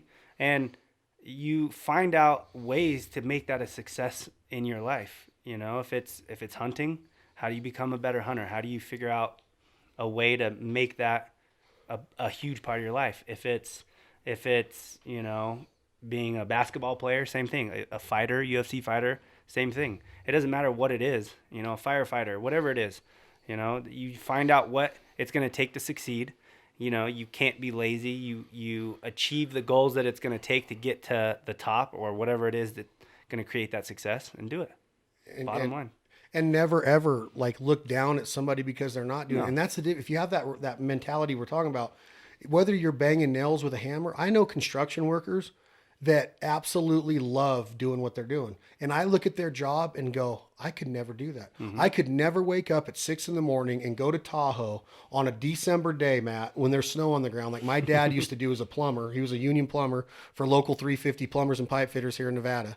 And he would come home and his knuckles would be all busted up. He had several back surgeries from carrying and working in those elements. And I'm like, man, I couldn't do that. But they do it with love and passion and love what they were doing. And every day goes by and they didn't bitch about it. Mm-hmm. They just rocked it. But when you start looking at it and go, man, I want to be doing that and I'm envious of that and I'm jealous of this, that's the wrong way to be. Yeah. If you want to do something else, make some changes, better yourself and go do it, right? Otherwise, be the best at what you're doing. Whether you're a doctor or a pilot or a janitor. I know high school janitors that I've been in duck camp with that you would go, this dude is a freaking millionaire. He's rich in life. He might not make but $50,000 a year, but he doesn't care. Mm-hmm. He loves life and his family and he provides for them and he loves being in the outdoors. That's what it's all about. That's the mentality. Yeah. That's the mentality, right? I love that. You never look down at somebody because they're not as, you think that they're on a lower level than you. I hate that mentality. Mm-hmm. It's that arrogance is what kills. When you get into hunting and you think you're better than somebody because you kill a 180-inch whitetail or kill 8 limits of mallards in a row, I just look at you and just shake my head and go, man, you're missing the meaning of this, man. Mm-hmm. And it might take you a little bit in your hunting career to figure that out. But the earlier you can do it, the better off you're going to be in any career you can do. If you figure out what your why is, Matt, and figure out why you're doing this, and if it's really what you want to be doing, you're going to have so much more pleasure in life and satisfaction every single day of your life. And that's what these questions that are coming through. Guys are wanting to know what we're doing with our lives. That should mean something to us. They're paying attention to what we're doing for a reason. We don't need to take that for granted. We don't sit there and go, I'm not going to, what are you asking me that for? Why? They care. So that has to mean something to us, right? We're putting out a message and opening up our lives. We can't be like, oh, dude, get away from, we're way better. That's not us. Hunters aren't like that way. Matt's not like that way. We want to give back. And that's what I love about listening to your guys' answers today. It's like, man, that's how I want to live life. Every day I want to live with that courage, that passion, and that love, and that sweetness, and that tenderness, and all that. And it might take you a while to find all of that. But your mission in life and your goal in life is to weave through all these issues and these speed bumps and road bumps and obstacles that present themselves, crush them, and find that love and that tenderness and that sweetness and that good meal and that smile and that cocktail at a campfire with your buddies around duck camp and all that. That's what I love about it. You know what I'm saying? For sure. And so tell me a little bit. I got a question right here for you. Is we both work with Traeger. What has it changed the way you eat, the way you cook? I mean, isn't it amazing? Oh, what hands you can down, dude. The Traeger has completely changed not only just the way I cook, but I feel like my lifestyle. I've always been the type of guy that's loved to go out, hunt an animal, harvest it, and then live off of that. But now being able to do all the different things that I can smoke this meat, I can, cook it like it's an oven if I need to. I can grill it, bake. Yeah. There's so many different things you can do with it. And then it's also giving you the not just like a charcoal or just like your standard barbecue taste. It's like a wood smoked grill. So for me, it's like, I just killed that turkey. Like, I kill that thing, I walk up to it, and I'm already thinking of different things that I can do on the Traeger with it. Oh, you're not measuring the beer and the spurs? Well, obviously, I look at that, but I'm just, like, excited. Like, I'm gonna breast this thing. I can wrap these breasts in bacon and, put all kinds of crazy stuff in it and make it like a smoked, I don't even know, and I can. That's where your cookbook's going to come in. Oh, yeah. No, I think if we should maybe talk about teaming up and doing something on it. I think it'd be cool, but... yeah, I mean, there's just so many different things you can do on it. I can make jerky. I can make Chad Squared cookbook. Chad Squared. Two Chads. Chad Squared cookbook. Ooh, 2 Chads. It's like Five Guys burgers. 2 Chads, 1 cookbook. 2 Chads. Tom, is that a good title? 2 Chads, 1 cookbook. I dig it. Yeah. But I didn't mean to interrupt you. No, I just started thinking like maybe that is a good idea. And like you literally, I've made duck pizzas on them. Yeah. I've made casseroles. We cooked asparagus and Brussels sprouts on them today. I've done desserts on them. Literally, you can do anything on them. They're an awesome tool. And they're so easy. That's the thing. Abby even uses it. And it's like, before the Traeger, Abby, I mean, I couldn't be like on my way home from training, be like, Abby, will you start a grill for me? You know what I mean? Like, she got to go out there and put charcoal and like make a fire. Like, it's just not something that she knew how to do. Our buddy Jim Ray was here last week and he said the same thing. He can call his wife Julie and she has it warmed up and ready to go. And now with the Timberline, you don't even have to, you can just have an app. And do everything from that app, and you're literally crazy. It's a cool company, and we've been accused here at This Life Ain't for Everybody of making like little infomercials for Traeger, and people are like, you guys they pay you to use. I'm like, no, man. Traeger is the deal, and if you get one, you will. And, You'll understand. And my last comments that I was making were leading into this is that when I'm in front of that Traeger, I want to be a better cook. I want to be a better barbecue. I want to be a better griller. I want to be better at it. I want to be a better provider. So when you guys come over today and I'm throwing down and you open those lids, I didn't want to hear I didn't want to like get the impression that you guys weren't impressed. I don't care if you like go out and go, I'm not looking for you to say it's the best, but I'm looking for you to go, whoa, he's got Brussels sprouts on the top rack. He's got asparagus down here. He's got crappie over here, whitetail over here, mallard duck over here, mushrooms going over here, onions going over. I mean, think about what you're doing. It makes me want to be better at it. Yeah. There's been companies that come out. I remember when Nike was really big with Jordan. I wanted to go be a good basketball player, right?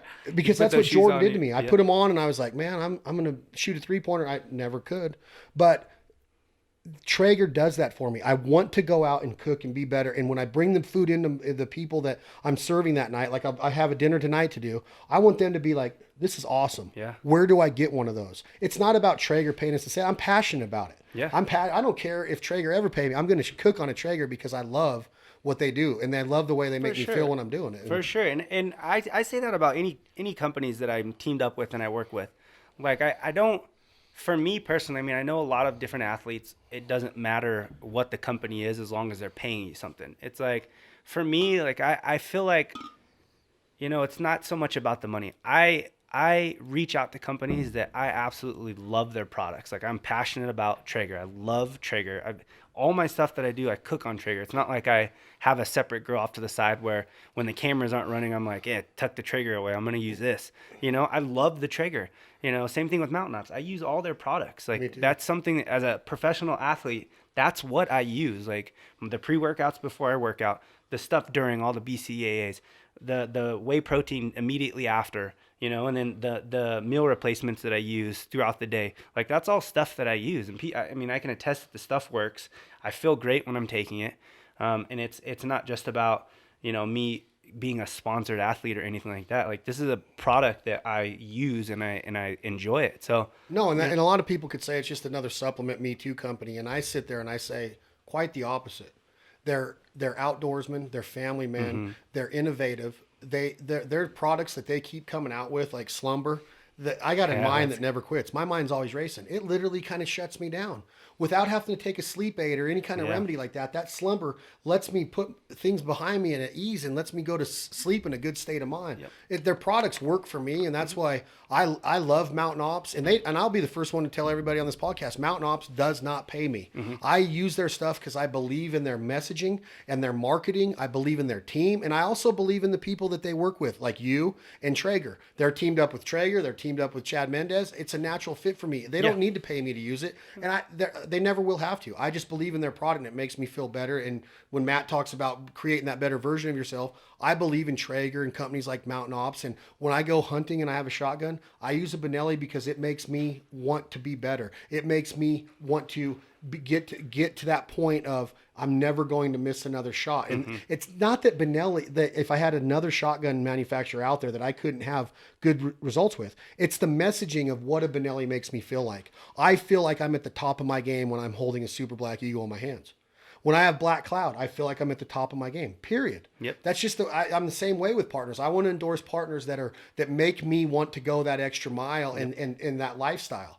And when I talk to the Italians that design Benelli, I've been in camp with them, and when I talk to them, they know what they're doing. Yeah. So I kind of like that. There's a lot of places I could go train in Reno and lift weights. I choose to go to Matt because he's qualified, and his messaging and the way that he trains me, his mentality rocks. Yeah. And it keeps me. That just goes back to the mental part of it. I mean, you can do all the physical preparation for anything that you're doing, but if you don't have the mental side of it, it's not going to be 100% successful.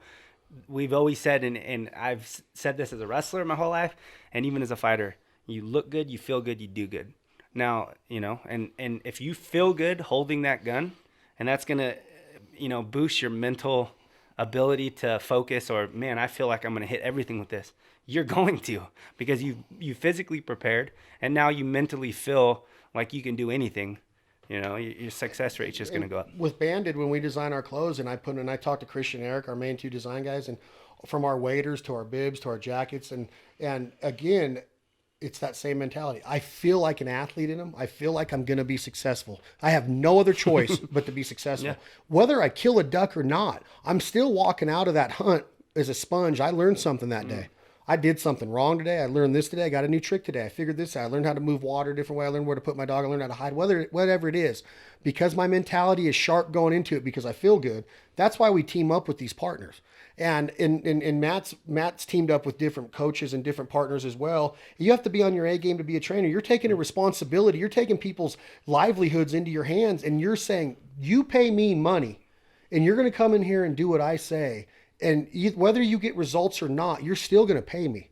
It's up to you to get the results. His mentality, his way of teaching makes you have that mentality of, I have no other choice but to get results. You can't walk out of there not going, man, that was the best 60 minutes of my day. And that's what our job as these guys asking us questions is, if they ask me a question, he goes, "Hey, blow a duck call for me." I don't need to blow a duck call in front of you or anybody else to prove to anybody that I know how to blow a duck call. I did it because he asked me to. And if I would have said, "No, Dylan, I don't want to do that," then I don't want to be that guy, because when I was the person trying to learn, I hated getting shut down. Yeah. But the guys that open their doors to me, I'm still friends with them. And I still sit there and go, man, if it wasn't for them, I wouldn't be here today. I wouldn't be doing what I'm doing today. So that's why we're teamed up with these guys. I see something in them. You see something in them. Matt sees something in his partners or his clients. And here's a great point. Matt's fired people that pay him. Yeah. You know, it's usually the other way around. It's usually that you get fired by somebody that's paying you. Yeah. He fires people that pay him because they don't have that mentality in the gym. They bring us down. Yeah. They bring the culture. It's the cancer. Yes, they bring us down. If you're not part of it, you get out. No, you don't need another dollar. You don't need it, right, Matt?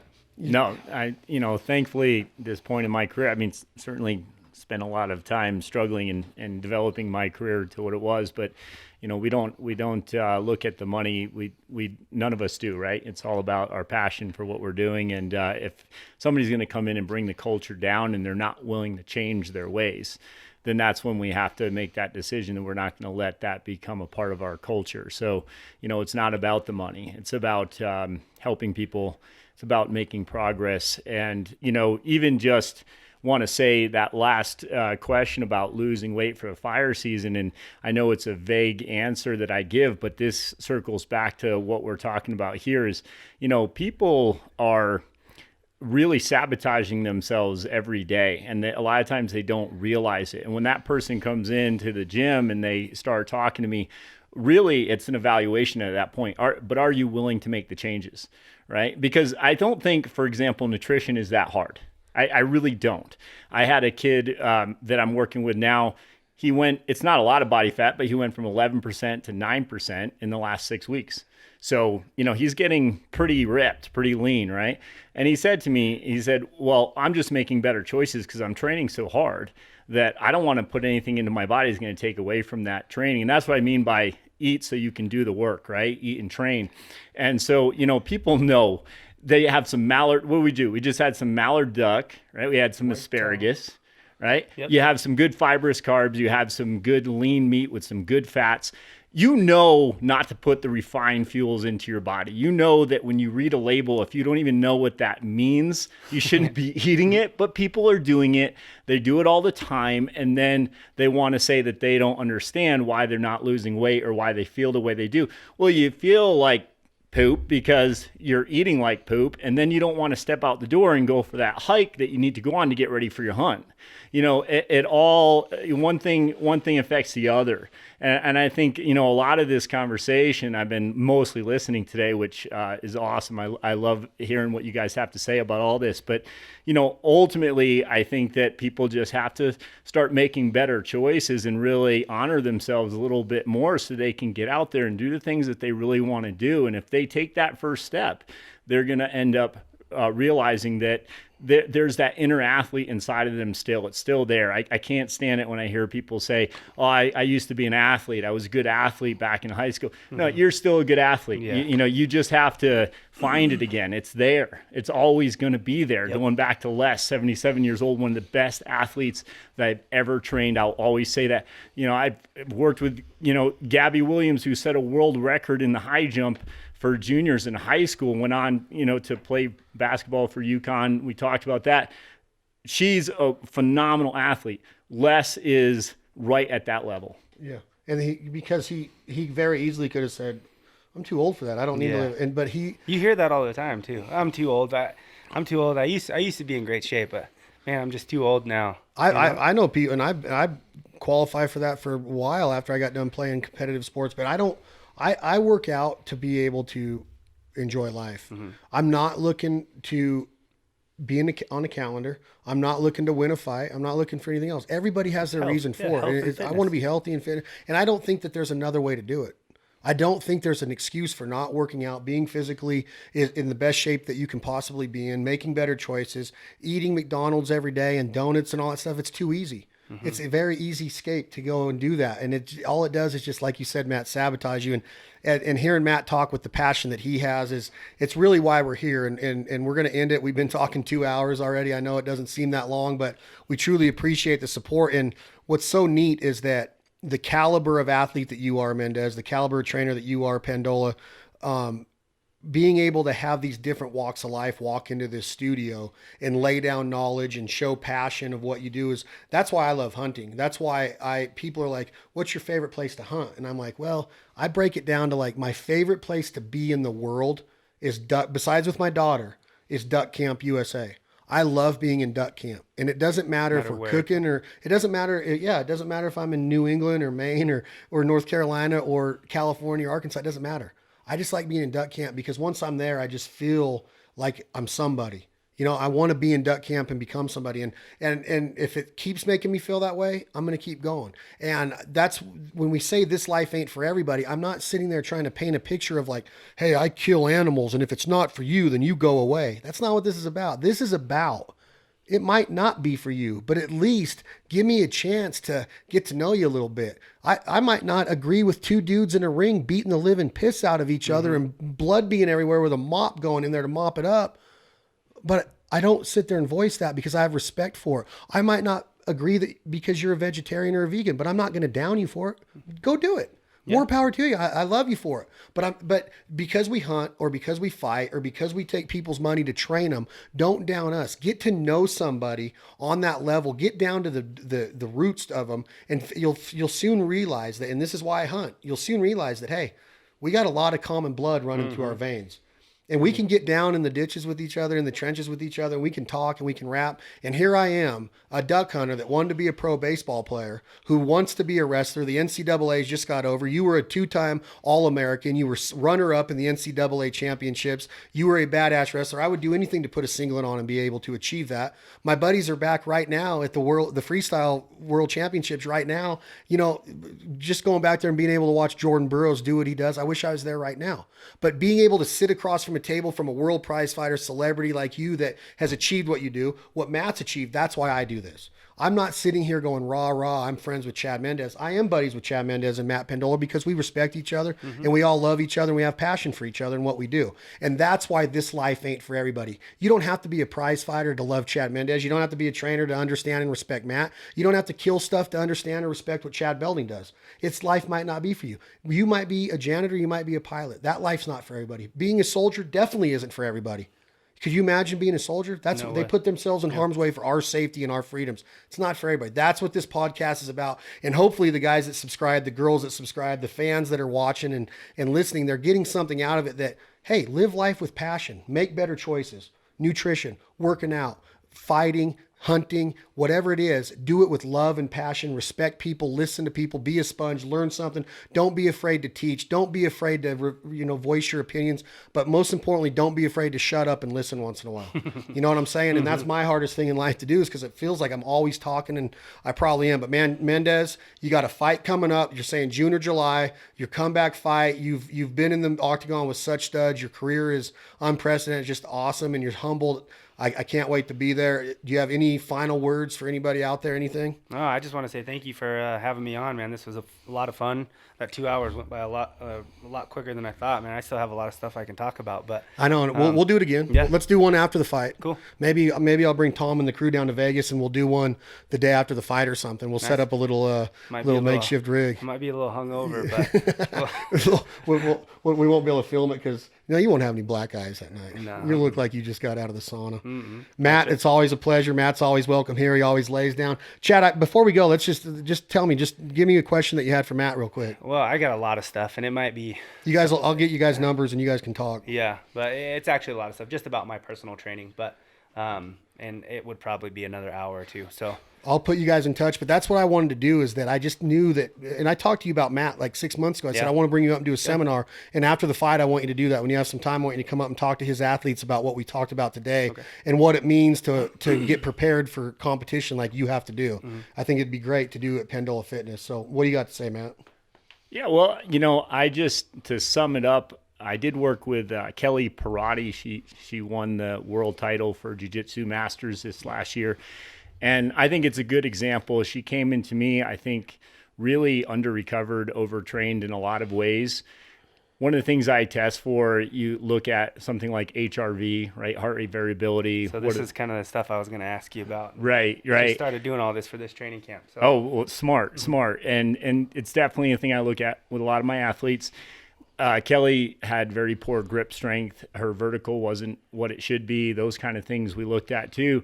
And so instead of just hammering her with more training, more conditioning, we kind of took a different approach to that. And we really took some training that was, again, mass specific for her force and things like that, but allowed her body to start really recovering better. So her training wasn't at all what I think a lot of people thought it would be. And I, at that point, I looked at her main conditioning being, in her skill set on the mat, right? What she was doing there. When she came in to see us or to work with me, I was worried a lot more about her function and how she was using her body for her sport, right? And also allowing her energy system to really develop again and get back to where it should be. But that wasn't with, more hard conditioning, right? That was with a lot of very specific type of work to allow her body to use the skill set that she had developed. And I think that's what helped her the most and turned it around. But I can't emphasize that enough. I think that I have to say Joe DeFranco, Jeff Cavalier, Jim Smith, these guys here, I'm actually going to work with them next week. I can't wait. I'm really looking forward to it. But these guys taught me a lot about working with athletes like this, especially MMA type of athletes, fighters. I think oftentimes they're overtrained, and a lot of times we have to look at how well are we actually recovering. So it's work plus rest equals success. So it doesn't mean that we're always taking it easy or anything, but we're just being very specific about how we're spending our dollar. Yep. And that's what I would talk to you more about. I have to get to know each athlete individually. Yep. And say, okay, that's what, Joey Gilbert, for example, yeah, we did some serious training, and we really, especially preseason type of work, we really went after it. But getting ready for a fight, I feel like the hay should be in the barn. And I feel like at that point, you're just leave your ego at the door as a trainer and even as the athlete. And what do you really need today so that you can use that skill set? Yeah, I think that's something that, at least for me in my MMA career, even wrestling, but you just said that as the trainer needs to leave their ego at the door, as long as same with the athlete. But a lot of my trainers, so I have, and this is the toughest thing about MMA, is I have a wrestling coach, a strength and conditioning coach, a boxing coach, a Muay Thai coach, a jiu-jitsu coach. And so each one of those coaches are trying to turn you into that. So my jiu-jitsu coach is trying to turn me into a jiu-jitsu player. My boxing coach is trying to make me a boxer. My Muay Thai coach is trying to make me a Muay Thai, and so on. So each guy is like, I'm gonna try to make this guy as tired as I possibly can. So every single workout that I'm doing, I'm just getting redlined, and there's no system to that. And so being able to have all these coaches get together and have a set plan to where preseason you're building that aerobic base. You're really getting that set in stone to where when you jump over into that 8 to 10 week block of training for your camp, your aerobic base is already built. Now you're focused on the speed, the power, and all the specific type of training that you need for whatever your sport is, meaning, for me, MMA. So I can focus all my stuff on the Muay Thai, the boxing, the wrestling, the jiu-jitsu, and getting that conditioning in shape. But for, there's so many fighters, and this is how it's always been like this for me. And that's what I said earlier. It's just balls to the wall 24/7. It's as hard as I can go every single workout. And, 3-4 weeks into that camp, I'm overtrained. I'm burnt out. And now I'm feeling crappier in my workouts 4 weeks into my camp than before I even started my training camp. I'm getting tired 30 seconds into a round. I'm like, what? I'm gasping for air. And I'm like, I'm training hard. I shouldn't feel like this. Well, that's why I'm overtrained. There's too much, not enough rest. And I think fine-tuning that and, everybody's ability to recover, everybody's ability to take different types of workloads is, everyone's different. So I think finding that for each athlete and developing that system for that camp is key. And it sounds like you you work with these guys and you have that figured out. Yeah, he does. And that's the thing, is that doors open and they can close just as fast as they open. And that's what I'm so proud of right now, is that I just had a feeling that, like, with his knowledge, I just know that it could help somebody like you. And it's cool that you do check your ego, and at least, because some fighter could be here and go, I got a Muay Thai, I got this, I got that, I got this, I got the best coach in the world. I don't need some little trainer from, well, he's not a little trainer from Reno. You can understand by listening to him talk that he's got it going on. So that door opens and Matt comes down, and he might be that central point that all these coaches report to. And like, he has this plan, and like, maybe he might see something that he can manage that for you. And that's a door that opened out of this podcast today. For sure. Can I interject? You just nailed it. The coaches have to communicate with each other. Yeah. They absolutely have to. I'm so proud of the fact that I've got this Pendola project team of mine, this track team that is a bunch of really dedicated athletes. And I have 5 of them today at the Arcadia Invitational, which is the biggest track meet in the country for high school. But I will say the one thing that's in common with those 5 athletes is I am in communication with their coaches.